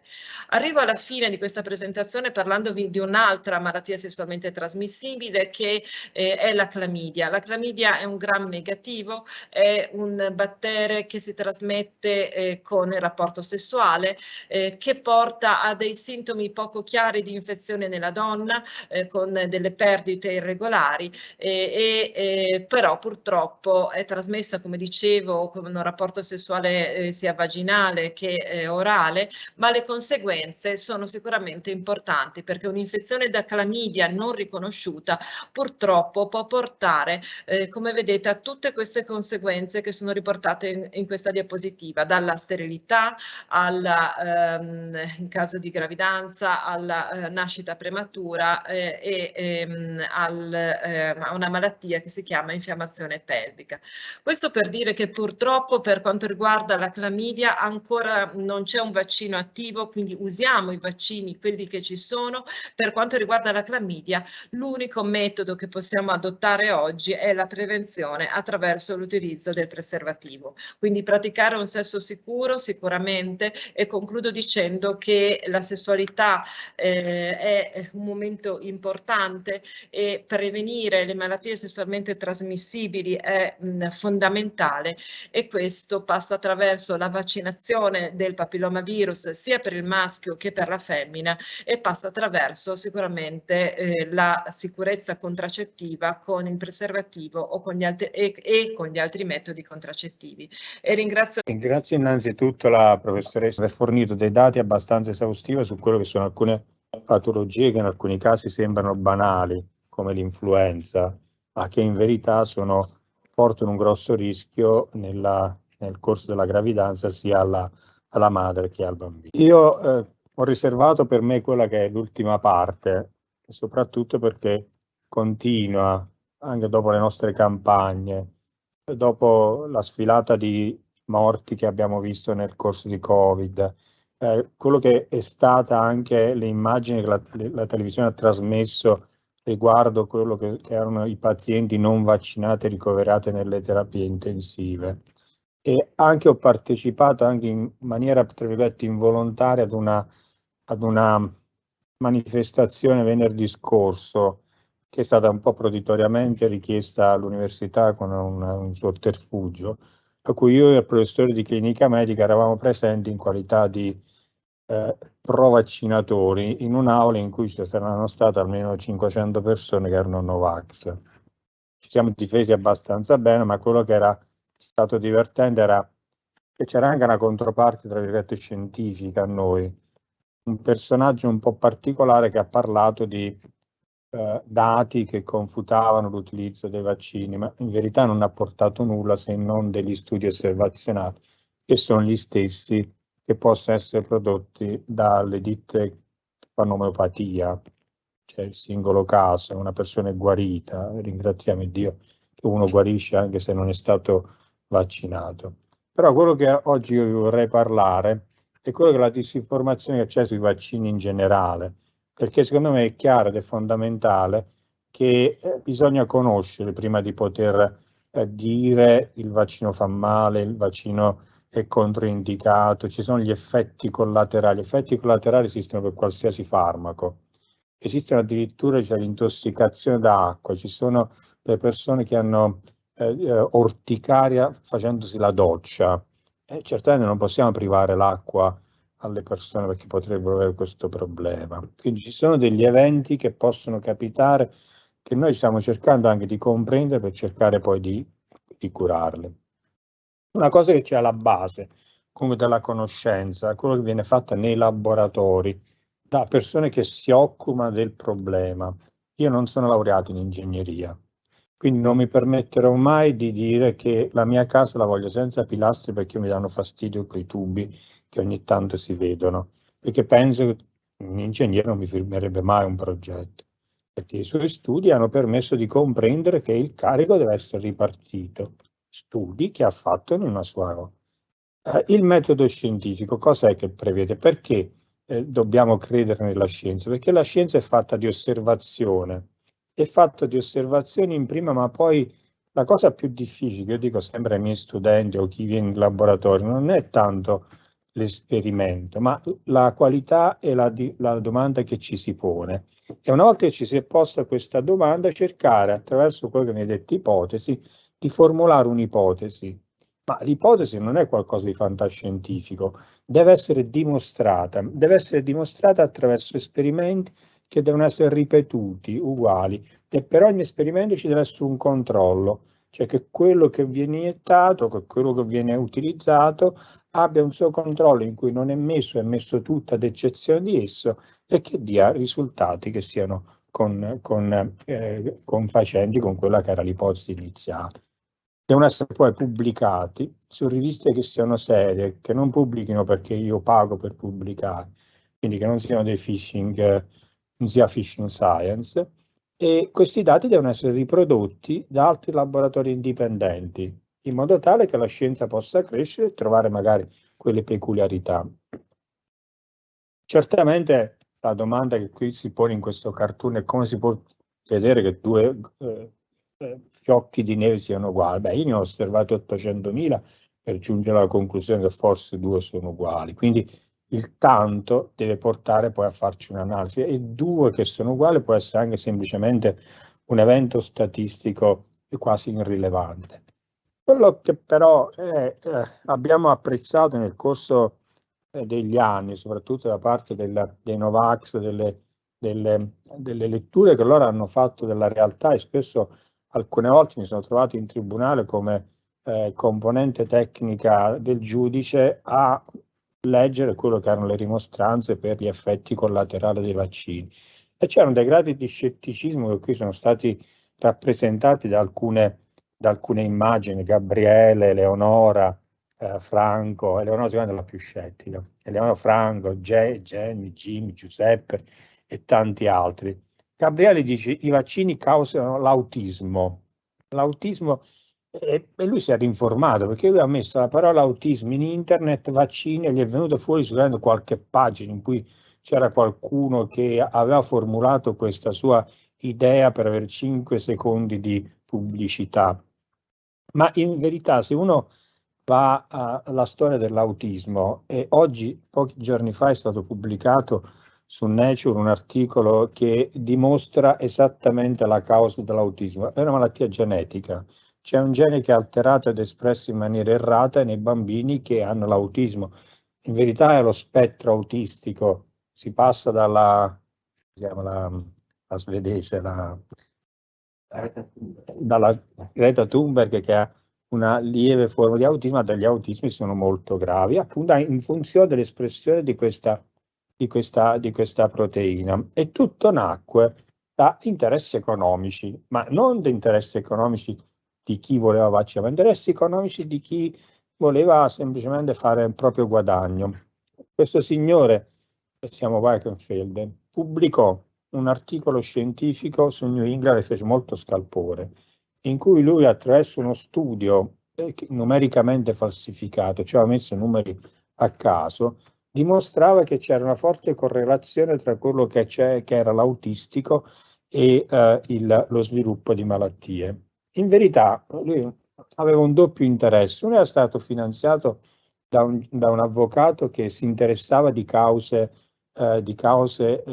sugli effetti collaterali dei vaccini, e quindi per dimostrare che i vaccini facessero qualche complicanza e fosse anche grave. Ma il problema fondamentale è che lui aveva anche brevettato una modalità nuova di vaccinazione che cercava di utilizzare, di vendere al governo inglese in modo da averne delle royalty. Nulla di nuovo, come voi mi direte, ma poi la scienza va avanti. Abbiamo detto all'inizio, un qualcosa che fa una singola persona, che viene fatta nei nostri laboratori, deve essere ripetuto in altri laboratori e dare risultati quantomeno analoghi, con poche differenze che possono essere dovute a casualità, ma devono essere uguali, devono essere ripetibili.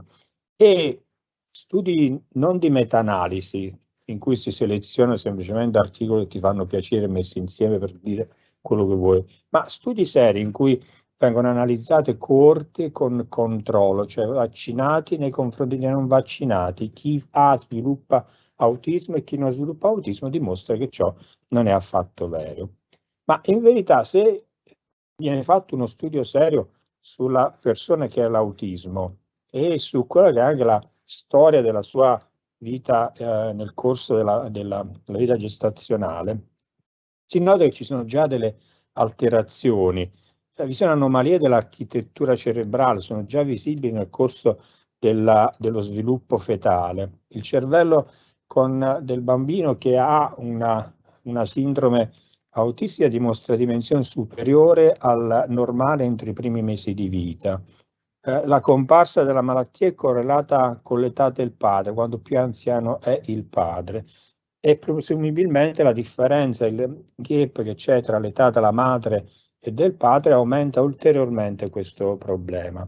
Ci sono anche delle alterazioni sui livelli di testosterone durante la gravidanza. Il testosterone non è prodotto solo dall'uomo, è prodotto anche dalla donna, ha importanza nello sviluppo muscolare del feto. Un accesso di questo testosterone sembra essere correlato a questo. E come vi dicevo ultimamente, è stato anche dimostrato che c'è un gene che è particolarmente importante per lo sviluppo della malattia ed è espresso in maniera differenziale nei pazienti che hanno autismo rispetto invece alla popolazione di tipo normale.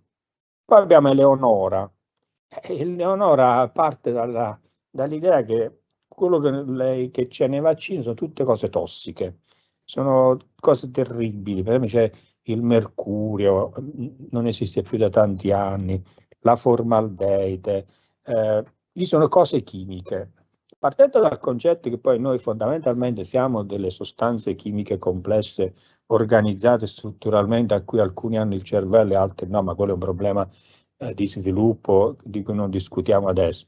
Ma il problema del mercurio, il mercurio sì c'era all'interno dei vaccini fino a non molti anni fa, 1998, e veniva utilizzato come batteriostatico, ma non è il mercurio che trovate nei termometri, è una sostanza che era simile al mercurio dei termometri, infatti si chiama timerosal ed è un etilmercurio, che a differenza del metilmercurio che si trova normalmente per esempio nel tonno, nei pesci di grossa taglia, e quindi se ne mangia molto di più, se ne ingerisce molto di più, non si accumula, viene rapidamente eliminato l'etilmercurio, invece il metilmercurio viene accumulato, e quindi dico, vi è una differenza sicuramente notevole.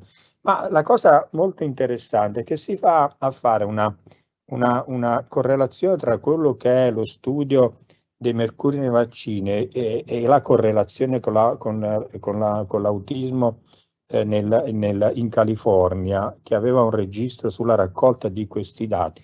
Si nota che vi è una correlazione perfetta nell'aumento dell'autismo nei pazienti che erano vaccinati, però purtroppo questo aumento è continuato anche quando il mercurio non è stato più utilizzato. Quindi la spiegazione facilissima da dare era che la diminuzione, l'aumento era dipendente dalla ricerca dei bambini che avessero autismo e nel miglioramento di quella che era la diagnosi di autismo attraverso l'utilizzo sia di tecniche radiografiche sia di tecniche di test che permettessero di attribuire nella scala dell'autismo il grado del bambino in cui era affetto. Altra sostanza terrificante, l'alluminio. Certamente l'alluminio lo trovate nelle vaschette del cibo, lo utilizzate in cucina spesso per fare il cartoccio dimenticandovi di mettere la carta da forno, poi quando si riscalda cambia anche colore, rilascia sostanza. L'alluminio è tossico, soprattutto in alcune forme, responsabile del carcinoma dello stomaco, ma a parte che la soglia che era contenuta nei vaccini era di gran lunga inferiore a quella che l'Organizzazione Mondiale della Sanità dava come soglia di tossicità, ma viene dato in un unico shot, una quantità molecolarmente molto molto irrilevante, serve soltanto a stimolare alcune cellule ad arrabbiarsi, come vi ha spiegato la professoressa Rossi, ad iniziare quella che è l'infiammazione e l'immunità innata, che serve a far sì che quello che in quel posto in cui sta avvenendo quel processo è presente in forma proteica possa essere vista l'immunità adattativa che va a sviluppare una risposta specifica nei confronti di quella proteina. Quindi l'accusata dell'alluminio non sta quasi nulla, Quindi di lì poi la scienza, tra virgolette, fasulla dei Novax ha trovato che all'interno di questo addirittura è stato acquistato un microscopio per la valutazione di quello che è contenuto nei vaccini e sono usciti su queste riviste che si chiamano Predatory Journal, Fishing Science, cioè ci sarebbe un termine non proprio corretto da utilizzare, ma sono delle riviste che fanno un po' da raccolta di tutto ciò che viene inviato purché si paghi, e quindi è facile pubblicare. È facile pubblicare perché sono dei giornali che non nascono per diffondere la scienza, non lo fanno con una serietà con cui grandi riviste invece mandano a referaggi esterni quello che è il lavoro deve essere valutato, ma deve essere anche riverificato in altri laboratori. In questo caso queste riviste hanno pubblicato che c'erano queste famose nanoparticelle. Il mondo delle nanoparticelle è infinito, le ho trovate dovunque, le nanoparticelle servono a levare i graffi sulle macchine con i panni speciali, le trovate nelle nanoparticelle, le trovate nell'aria che respirate, le nanoparticelle sono addirittura ricostruibili per formare piccoli motori molecolari. Comunque in ogni caso nel vaccino, se voi prendete, ci saranno delle nanoparticelle. Saranno particelle che sono talmente piccole, talmente insignificanti, che sono talmente che non ci sono, che non si vedono. Quindi spesso si cerca di trovare una motivazione nel qualcosa che dal punto di vista quantitativo è pressoché irrilevante. Se andassimo realmente a valutare quello che è la quantità di cloruro di sodio che è presente all'interno della soluzione, che forma delle nanoparticelle che sono, possiamo dire, non tossiche. Penso che nell'acqua dalla pasta ne inserite di più di queste nanoparticelle e fa piacere averle. Beh, ci sono queste nanoparticelle di cloruro, sono anche presenti all'interno dei vaccini, ma sono talmente poche che quasi sono irrilevabili dal punto di vista molecolare. Altro grado, i vaccini vanno bene, ma così tutti insieme, perché non li facciamo un po' alla volta? No, la scelta del vaccino di farli in dosi multiple, l'esavalente, il pentavalente, ha due motivi.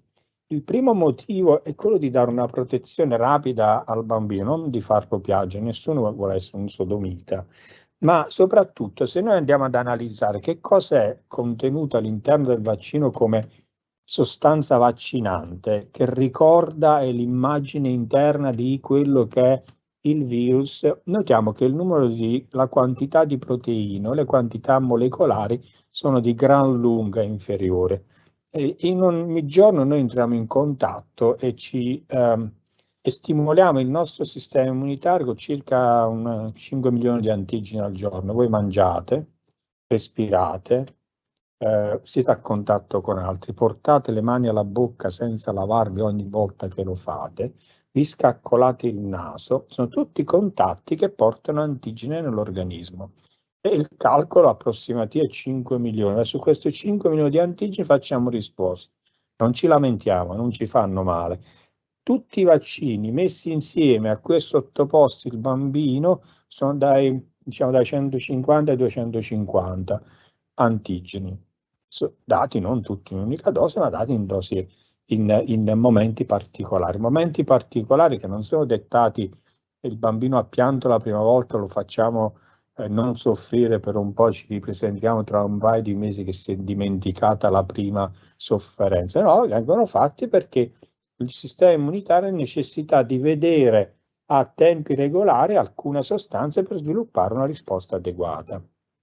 Poi d'altronde di unirli in esavalenti, pentavalenti, e adesso in alcuni non avalenti come il Gardasil 9 antigeni, tutti insieme in un'unica iniezione, è per evitare che somministrandoli singolarmente, invece di fare un'unica dose, ne fate 6 e deve essere immunizzato 3 volte, invece di fare 3 iniezioni fate 18. Penso che il bambino poi soffra un attimo di più, quindi non è qualcosa di accettabile. L'altra cosa che è fondamentale, i soldi. Certamente le case farmaceutiche non sono un onlus, non sono un'industria senza scopo di lucro. Anche il meccanico, quando vado da lui e dice un graffio in cui ci mette 30 secondi per toglierlo, mi chiede almeno 50 euro, magari anche in nero, però non lo fa gratis e non posso dire che sai, è un qualcosa che gli altri tu lo fai per soldi. Purtroppo la società ha necessità anche del denaro e le case farmaceutiche hanno necessità del denaro sia perché sono quotati in borsa e devono pagare chi li sostiene, ma soprattutto perché poi devono anche sviluppare ricerca. Lo sviluppo di un farmaco costa miliardi di dollari in alcuni casi e devono rientrare delle spese. Questa non è una giustificazione. Quello che voglio dire è che sicuramente i vaccini non sono quello. Forse Covid ha dato un grosso impulso a Pfizer e Moderna nel guadagnare tantissimo, ma in generale i vaccini che abbiamo utilizzato fino adesso per la polio non sono un grande guadagno per l'industria farmaceutica, perché risolvono un problema. Io se ho un'officina e ritorno al meccanico, magari la sera le vado a graffiare le macchine, così ho sempre nuovi clienti, no? Questo è un cattivo esempio, però io spero da industria farmaceutica non guarire la malattia, ma da cronicizzarla, in modo tale che il paziente abbia sempre bisogno di quel farmaco. I farmaci più venduti, un farmaco più venduto è il Prozac, uno dei farmaci che non ha cura, la malattia per cui è utilizzato non ha una vera cura. Spesso in America tutti i bambini che erano iperagitati gli si dava, ma iperagitati nel senso che chiamavano 2 volte la mamma, e quindi gli davo questa sindrome di iperattività, il Prozac veniva somministrato. Dovrebbe essere somministrato anche a tantissimi miei conoscenti, però so che non farebbe molto effetto. Quindi non ha un grandissimo impulso. Se vedete in questa torta, quello che è la spesa per i vaccini è di gran lunga inferiore a tutta la spesa del sistema sanitario nazionale, però quella frazione cura ed evita patologie. Un soggetto che fa il Gardasil 9 costa circa, se non sbaglio, sui 400 euro la vaccinazione, il ciclo vaccinale. Una donna che contrae il carcinoma della cervice uterina costa al giorno 1500 euro tra ricoveri, più se si entra in quelli che sono i farmaci di nuova generazione biologici, sono decine di migliaia di euro, poi c'è l'intervento e quindi è un costo sia per la signora ma anche per la società notevole, superiore a quella dei vaccini. I vaccini non fanno male, ma non è merito loro se la situazione sanitaria è cambiata, e in effetti ciò si può notare. Lo stile dei bagni tra il 1950 e il 70 e quelli che possiamo avere oggi è cambiato, sono gli stessi. Certamente in alcuni paesi c'è il bidet, in altri non c'è il bidet, e questo fa grandissima differenza nella civiltà del popolo, però sicuramente non ha modificato quella che è l'igiene. L'igiene è uguale negli anni 50, quando sono state introdotte le prime grandi campagne vaccinali, ed oggi, quindi non è stato quello sicuramente un impatto importante. L'igiene quindi non può spiegare d'altronde delle riduzioni così repentine. Un'ultima cosa a cui ci tengo particolarmente. Dice, ma prendere la malattia, il morbillo, o una malattia, è meglio che fare il vaccino, perché io mi confronto direttamente con la realtà. È come dire, è preferibile mangiare, spero che non ci siano tanti vegani in giro, una bella bistecca di carne di manzo succulenta, oppure un surrogato fatto diciamo di laboratorio con fibre sintetiche, da un sapore più o meno adulcorato attraverso l'aggiunta di sostanze alternative. Io preferisco la bistecca, sinceramente. E così, per dire, la persona dice: ok, io mangerò la bistecca, mi infetto, piuttosto che prendermi il surrogato della bistecca fatta in laboratorio. E il morbillo è una malattia che spesso ai miei tempi si contattava per tentare di contagiarsi ed evitare questo problema, ma dà tantissime patologie, da patologie polmonari, si giunge fino all'encefalite, ci sono gravi complicanze. E sicuramente vi è un secondo problema che è molto importante, a parte qui vedete le cause, le complicanze che dà il morbillo, cioè la diarrea, otiti, polmoniti, l'encefaliti, la peste, che è una sindrome neurologica, è mortale 1 su 3.000. Il vaccino non ha di queste complicanze. Sono rarissime complicanze come febbre oppure manifestazioni cutanee, simili morbillosi, ma sicuramente non hanno nulla.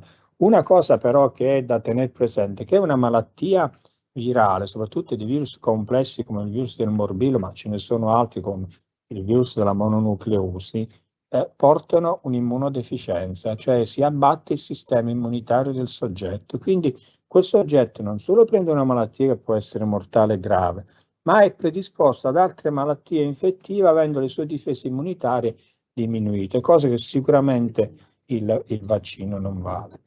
Quindi le mie conclusioni sono: i vaccini sono sicuri, certamente vi possono essere delle complicanze nell'uso dei vaccini, ma sono complicanze che sono controllabili, e la frequenza è di gran lunga inferiore rispetto alle complicanze che porta la malattia stessa.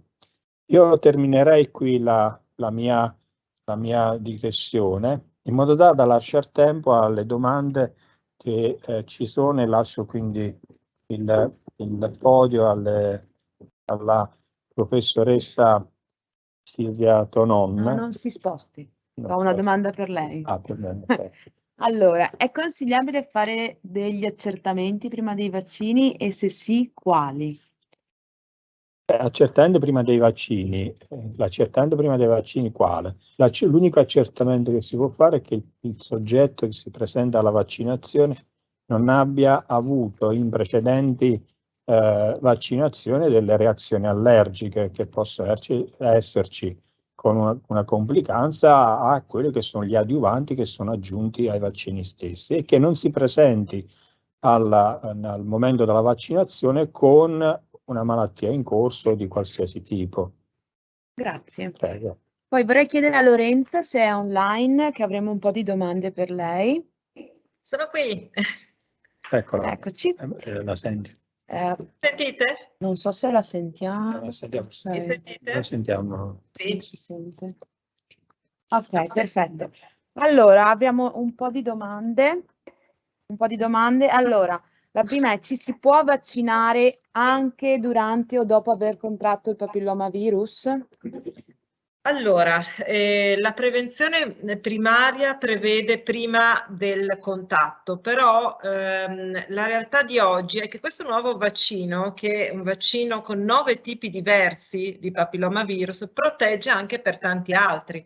Quindi se una ragazza ha già contratto un tipo di papillomavirus, con questo vaccino può essere protetta per gli altri.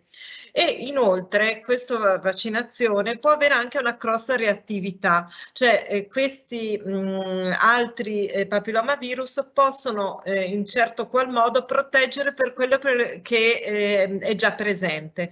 Quindi la risposta è sì, però la situazione ideale è quella di farlo prima, cioè di farlo prima di averlo contratto, prima di aver avuto il primo rapporto.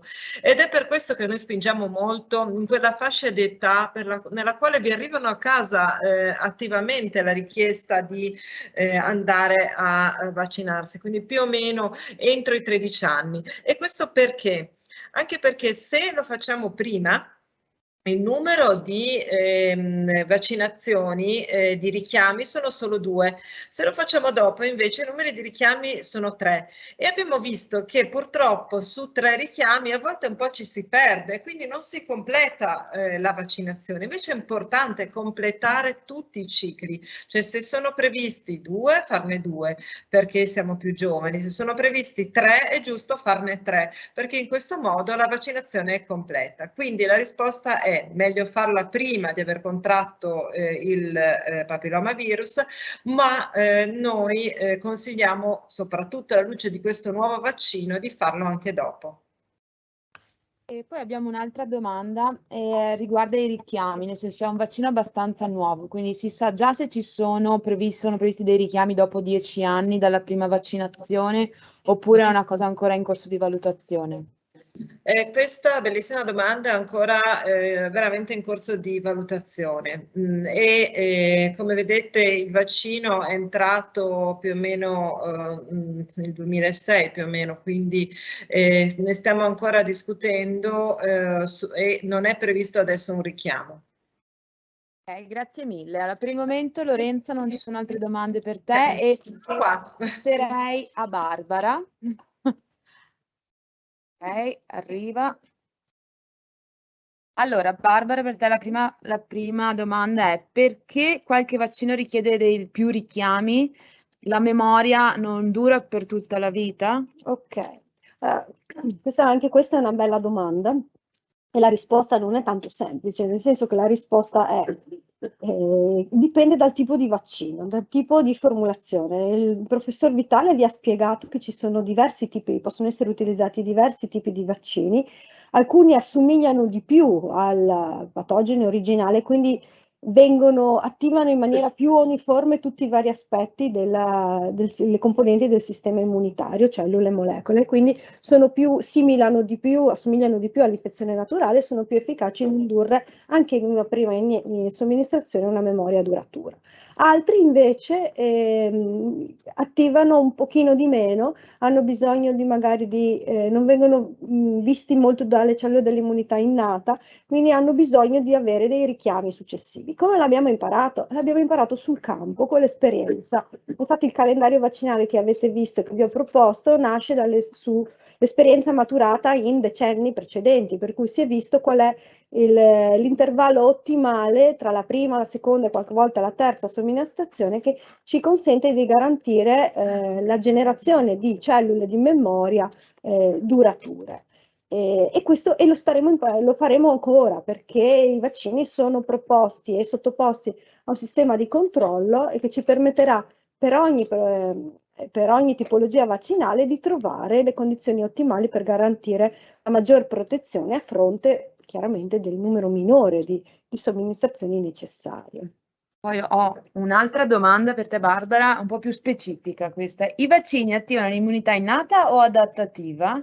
Poi, quando si incontra il patogeno, quale delle due interviene?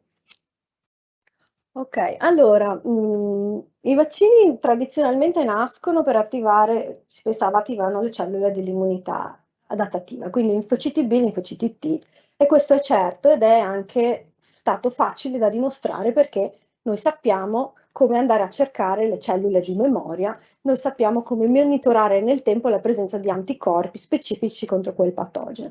L'immunità innata invece è un'immunità aspecifica, è più uguale a se stessa ed è sempre stato classicamente ritenuto che a differenza del sistema dell'immunità acquisita, le cellule dell'immunità innata, quelle che si chiamano i macrofagi, i neutrofili, i mastociti, di fatto non avessero una memoria. In realtà i dati recenti della scienza degli ultimi 20 anni hanno dimostrato che anche le cellule dell'immunità innata vanno incontro a una sorta di training, di allenamento, per cui a successive stimolazioni, incontri con lo stesso patogeno, antigeno, lo stesso microrganismo, si allenano a rispondere sempre meglio. Non lo fanno come lo fanno le cellule dell'immunità acquisita, quindi in un modo specifico, ma è stato da più parti dimostrato che anche il compartimento dell'immunità innata è coinvolto. Per quanto concerne la seconda domanda, è riduttivo secondo me dividere la risposta immunitaria in innata e in adattativa acquisita. È una cosa che si fa a lezione con gli studenti, perché si spiega in questo modo la risposta del sistema immunitario perché è più facile da spiegarlo, però di fatto i due sistemi agiscono insieme e sono fortemente interconnessi. Il sistema dell'immunità innata è fondamentale perché è la prima forma di difesa che abbiamo ed è rapido ad attivarsi e in sua assenza non avremo mai una corretta attivazione della risposta dell'immunità acquisita, ovvero dei linfociti. Però è anche vero che il comparto dell'immunità acquisita, i linfociti B, i linfociti T, a loro volta funzionano bene quando sono in grado di reclutare correttamente poi anche l'immunità innata. Quindi è l'interazione tra le due che ci garantisce una corretta risposta contro un patogeno, ma che ci consente anche di acquisire un grado di protezione dagli incontri ripetuti e successivi con il patogeno. Quindi la vaccinazione di per sé è ottimale quando riesce a potenziare entrambe le componenti. Grazie mille Barbara. Ora abbiamo una domanda da uno dal nostro pubblico, quindi lascio la parola. Abbiamo parlato di disinformazione, la quale può presentarsi anche durante le fasi intermedie dell'educazione dei ragazzi. Invece di dover affrontare opinioni spesso costruite su fonti ambigue, perché non ritroviamo questi temi trattati a livello di scuola pubblica, in questo caso media e superiore, tale da conferire ai ragazzi già degli strumenti logici utili nella costruzione di uno spirito critico maturo riguardo la prevenzione in ambito sanitario? Domanda molto bella e complessa, a cui si può rispondere in vario modo. Il primo, noi come gruppo di immunologia, ma per quanto riguarda gli aspetti vaccinali, ma so che anche la professoressa Driul nel suo campo facciamo attività di divulgazione nelle scuole. Infatti quest'anno 8 ore di educazione all'immunologia presso le Marinelli. Non so esattamente quali classi siano coinvolte. E noi siamo sempre stati disponibili, abbiamo fatto sempre nel passato attività divulgativa su temi immunologici, siano vaccini, sia prevenzione al cancro e altro, e li continueremo a fare. Certamente c'è da parte della scuola una specie di, ad eccezione di qualche docente illuminato, un po' di essere restii a mettersi in contatto, perché è anche un lavoro contattare, chiamare, chiedere, fare, organizzare. Oggi le videoconferenze permettono di fare questo, quindi se le scuole che ci stanno ascoltando hanno necessità di approfondimento su qualche tema, io e il mio gruppo, cioè le persone che hanno parlato in precedenza e anche altre che non hanno parlato oggi ma che possono essere coinvolte sempre dal laboratorio di immunologia, sono disponibilissime a trattare temi, a dare un supporto scientifico, culturale, metodologico a quello che possono essere temi in ambito sanitario e immunologico. Certamente una cosa a cui ci tengo soprattutto a sottolineare anche in questo periodo di Covid, che ha visto che chiunque parlava di immunologia l'insettivologo, parlava di immunologia il microbiologo, parlava di immunologia il virologo, parlava di immunologia chi non sapeva nulla. Quindi in questo io posso dire che noi e io posso parlare soltanto di temi immunologici. Certamente alcuni aspetti, per esempio, se uno mi chiedesse, mi dice a fare una lezione sul micobatterio tubercolare, io dovrei studiarmi il micobatterio tubercolare perché le mie conoscenze sono quelle scolastiche o quelle che del micobatterio tubercolare sono di interazione con il sistema immunitario. Quindi certamente il contatto con l'università può permettere alle scuole di selezionare quei docenti o quei contatti che gli permettono di approfondire in maniera specialistica, chiara e con informazioni dettagliate e provate temi che possono essere importanti per la salute pubblica, che vadano dalla prevenzione alle malattie tumorali, alle malattie sessualmente trasmissibili, che sembra, soprattutto in una fascia di età molto particolare, in cui è intorno ai 18 anni o 16 anni dei primi rapporti, una delle caratteristiche principali dell'individuo è l'immortalità. A quell'età ci si sente immortali e che a me la cosa non può capitare. Sono le due affermazioni classiche. Quindi noi siamo disponibilissimi se continueremo a fare la nostra opera di convinzione e di divulgazione scientifica, perché l'università, come ha detto anche il prorettore, è il posto in cui la cultura viene formata. La scienza permette di fare cultura, ma poi ci deve essere anche una fase di divulgazione che sia per gli esperti, cioè confrontarmi con chi fa il mio stesso mestiere, ma anche di divulgazione a ragazzi come voi per migliorare quello che è il nostro futuro. Grazie mille. Allora adesso veniamo a delle domande un pochino più tecniche per il nostro professor Vitale. E allora una domanda è: tramite quali procedure vengono inattivate i vaccini oggi, quindi i virus inattivati, come vengono inattivati? Vengono inattivati o con sostanze, diciamo, chimiche o credo si usino delle radiazioni, non sono proprio, comunque, insomma, sono trattamenti che rendono il virus completamente privo di capacità infettante e di fare, ripeto, danno ai tessuti. Quindi, sostanze chimiche e radiazioni. Ok, grazie.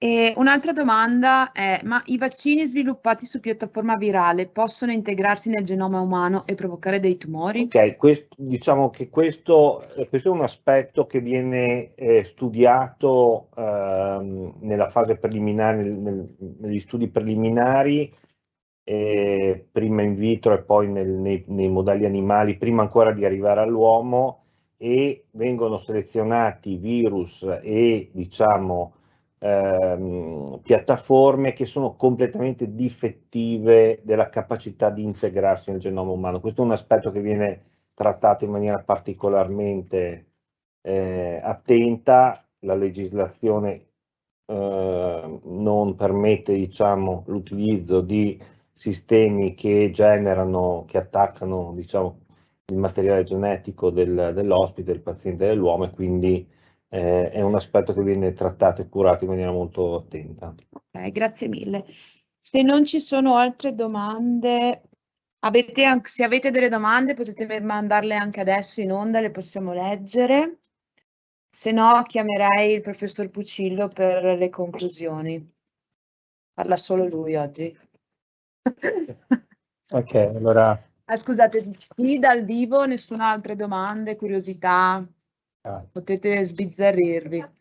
Ok, la professoressa Frossi vuole fare un commento, prego. Chiuderà. Così se c'è qualcuno che vuole porre le ultime domande al tempo di Mi faceva formularle. piacere fare un commento perché mi riallaccia alla domanda del nostro pubblico qui presente, che è un po' una domanda che è una cosa simile che mi è stata chiesta a lezione l'altro giorno. L'altro giorno ho fatto lezione agli infermieri primo anno e ho fatto una lezione sui vaccini, no?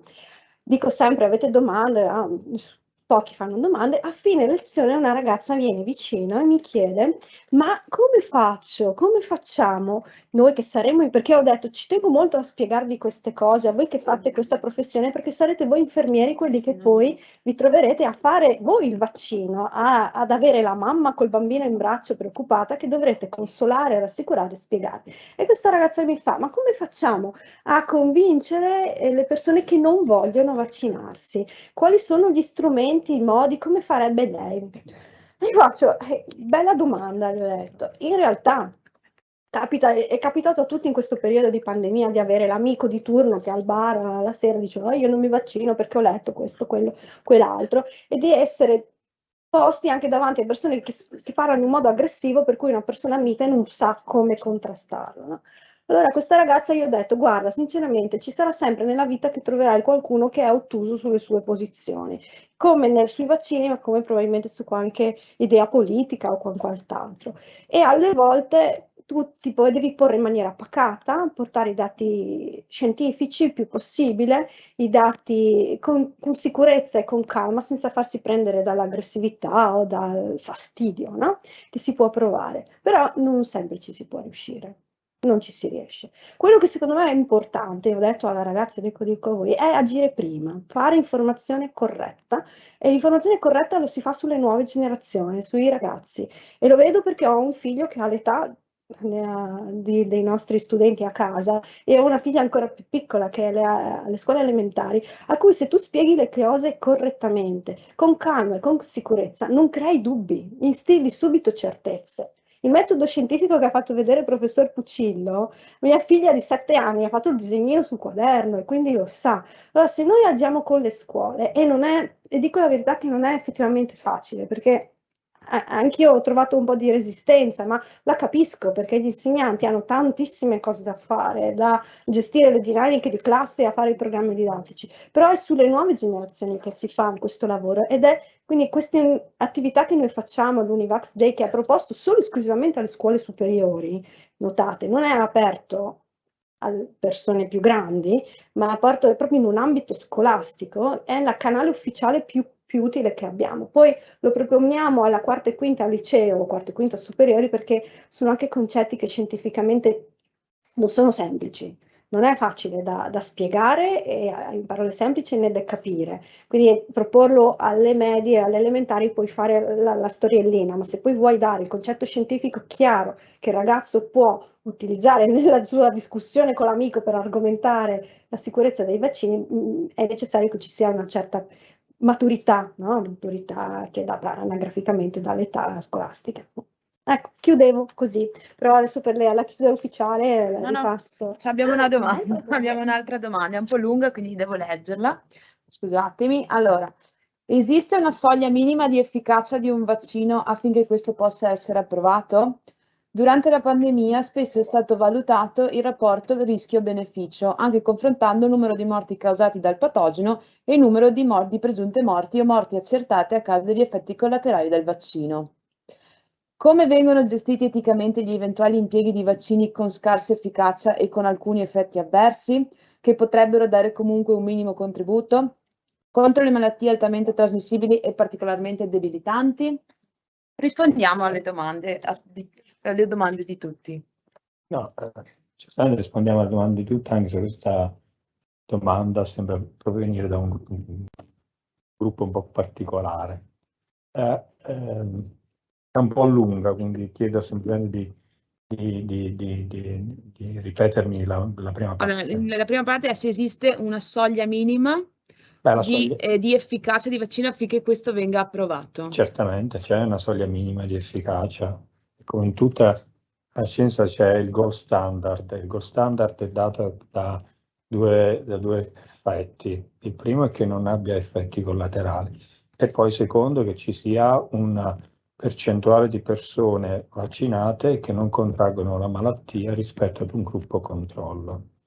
Nel corso degli studi famosi che sono stati presentati, in cui si è dimostrato che la popolazione vaccinata aveva gli stessi numeri di pazienti malati rispetto ai non vaccinati, avevano lo stesso numero assoluto. Però se su 1 milione di vaccinati 10 persone hanno un effetto collaterale e i non vaccinati sono 100 e 10 di loro hanno un effetto collaterale, io ritengo che bisogna un attimo rivedere come vengono pubblicati questi studi. E questo è stato famosissimo, uno studio israeliano e uno in Qatar, che hanno fatto questa tipologia di analisi, cioè hanno preso il gruppo dei vaccinati e analizzato il numero degli effetti collaterali. Considerando che la gran parte della popolazione era vaccinati, pochissimi, era percentualmente infinitesimale l'effetto della malattia sui non vaccinati. L'altro, secondo me, punto cardine è che l'efficacia del vaccino non si misura soltanto ma c'ho la malattia o non ho la malattia, perché il processo infettivo è un processo particolare, c'è una fase di contatto, di adesione del virus, il virus penetra, lì c'è un'infiammazione che prova la prima sintomatologia, poi si ha un effetto globale per la diffusione del virus. Quindi il vaccino previene la seconda parte. I vaccini che noi abbiamo, per la natura stessa del coronavirus, non producono anticorpi anti-IgA, che sono gli unici che possono prevenire il fatto che il virus mi rimanga nel naso, ma non ho malattia. O se sviluppa la malattia, è una malattia abbastanza lieve e controllata. Potremmo considerarla simile ad un'influenza non mortale, perché anche l'influenza è un virus terribile che causa migliaia di morti ogni anno, ce ne dimentichiamo, ma è la realtà. Certamente oggi abbiamo un numero inferiore numericamente, diminuisce il numero delle persone che contraggono malattia grave, ma anche perché è cambiato un po' il virus, è cambiato il numero di pazienti che sono vaccinati e in questi c'è una resistenza allo sviluppo della malattia grave. Spero di aver risposto a tutti. Sì, in realtà c'era un'ultima domanda, cioè un ultimo punto, è tipo se c'è un vaccino poco efficace, però per una malattia molto debilitante, come viene valutato il rischio beneficio? Se il vaccino è poco efficace, non viene approvato. Ci sono varie fasi di approvazione da parte dell'EMEA. E quello che dicevamo anche l'altra sera ai Novax è che questa volta il vaccino è stato portato rapidamente in commercio, ringraziando il Dio, ma non perché siano stati saltati dei passaggi, perché per l'approvazione di un farmaco, di un vaccino, ci devono essere dei numeri ben precisi, ci deve essere una fase 1, la fase 1 poi viene inviata agli enti regolatori che la valutano e danno meno l'approvazione. Questo può permettere il passaggio alla fase 2 e i dati che vengono raccolti nella fase 1, nella fase 2, nella fase 3 vengono ogni volta analizzati da quella che è l'ente regolatore, ma soprattutto anche dalla ditta che deve produrre. Se la ditta trova che l'investimento per la fase 2 porta ad un prodotto che non dà una grande efficacia, non conviene assolutamente che venga prodotto, lo scarta. Questa volta per il vaccino SARS-CoV-2 queste fasi sono state accelerate semplicemente perché la ditta farmaceutica non ha avuto il rischio industriale, cioè non ha messo soldi nel caso del fallimento. Glieli investiva, li ridava lo Stato. Quindi sono partite centinaia di sperimentazioni, sono giunti in commercio 4-5 soltanto vaccini Quelli che non sono giunti hanno superato la fase 1 e fase 2, la ditta farmaceutica non si preoccupava eccessivamente, lo ritirava, ma era rimborsato. In alcuni casi, come la Sanofi, è tardato tantissimo l'immissione in commercio del farmaco perché non ha avuto la prontezza di partecipare alla domanda iniziale per demandare il rischio industriale in quel caso alla Francia. Ok, le domande sono finite, quindi può fare le conclusioni. Essendo finite le domande, ringrazio il folto pubblico che ci ha seguito. Anche quest'anno abbiamo avuto numeri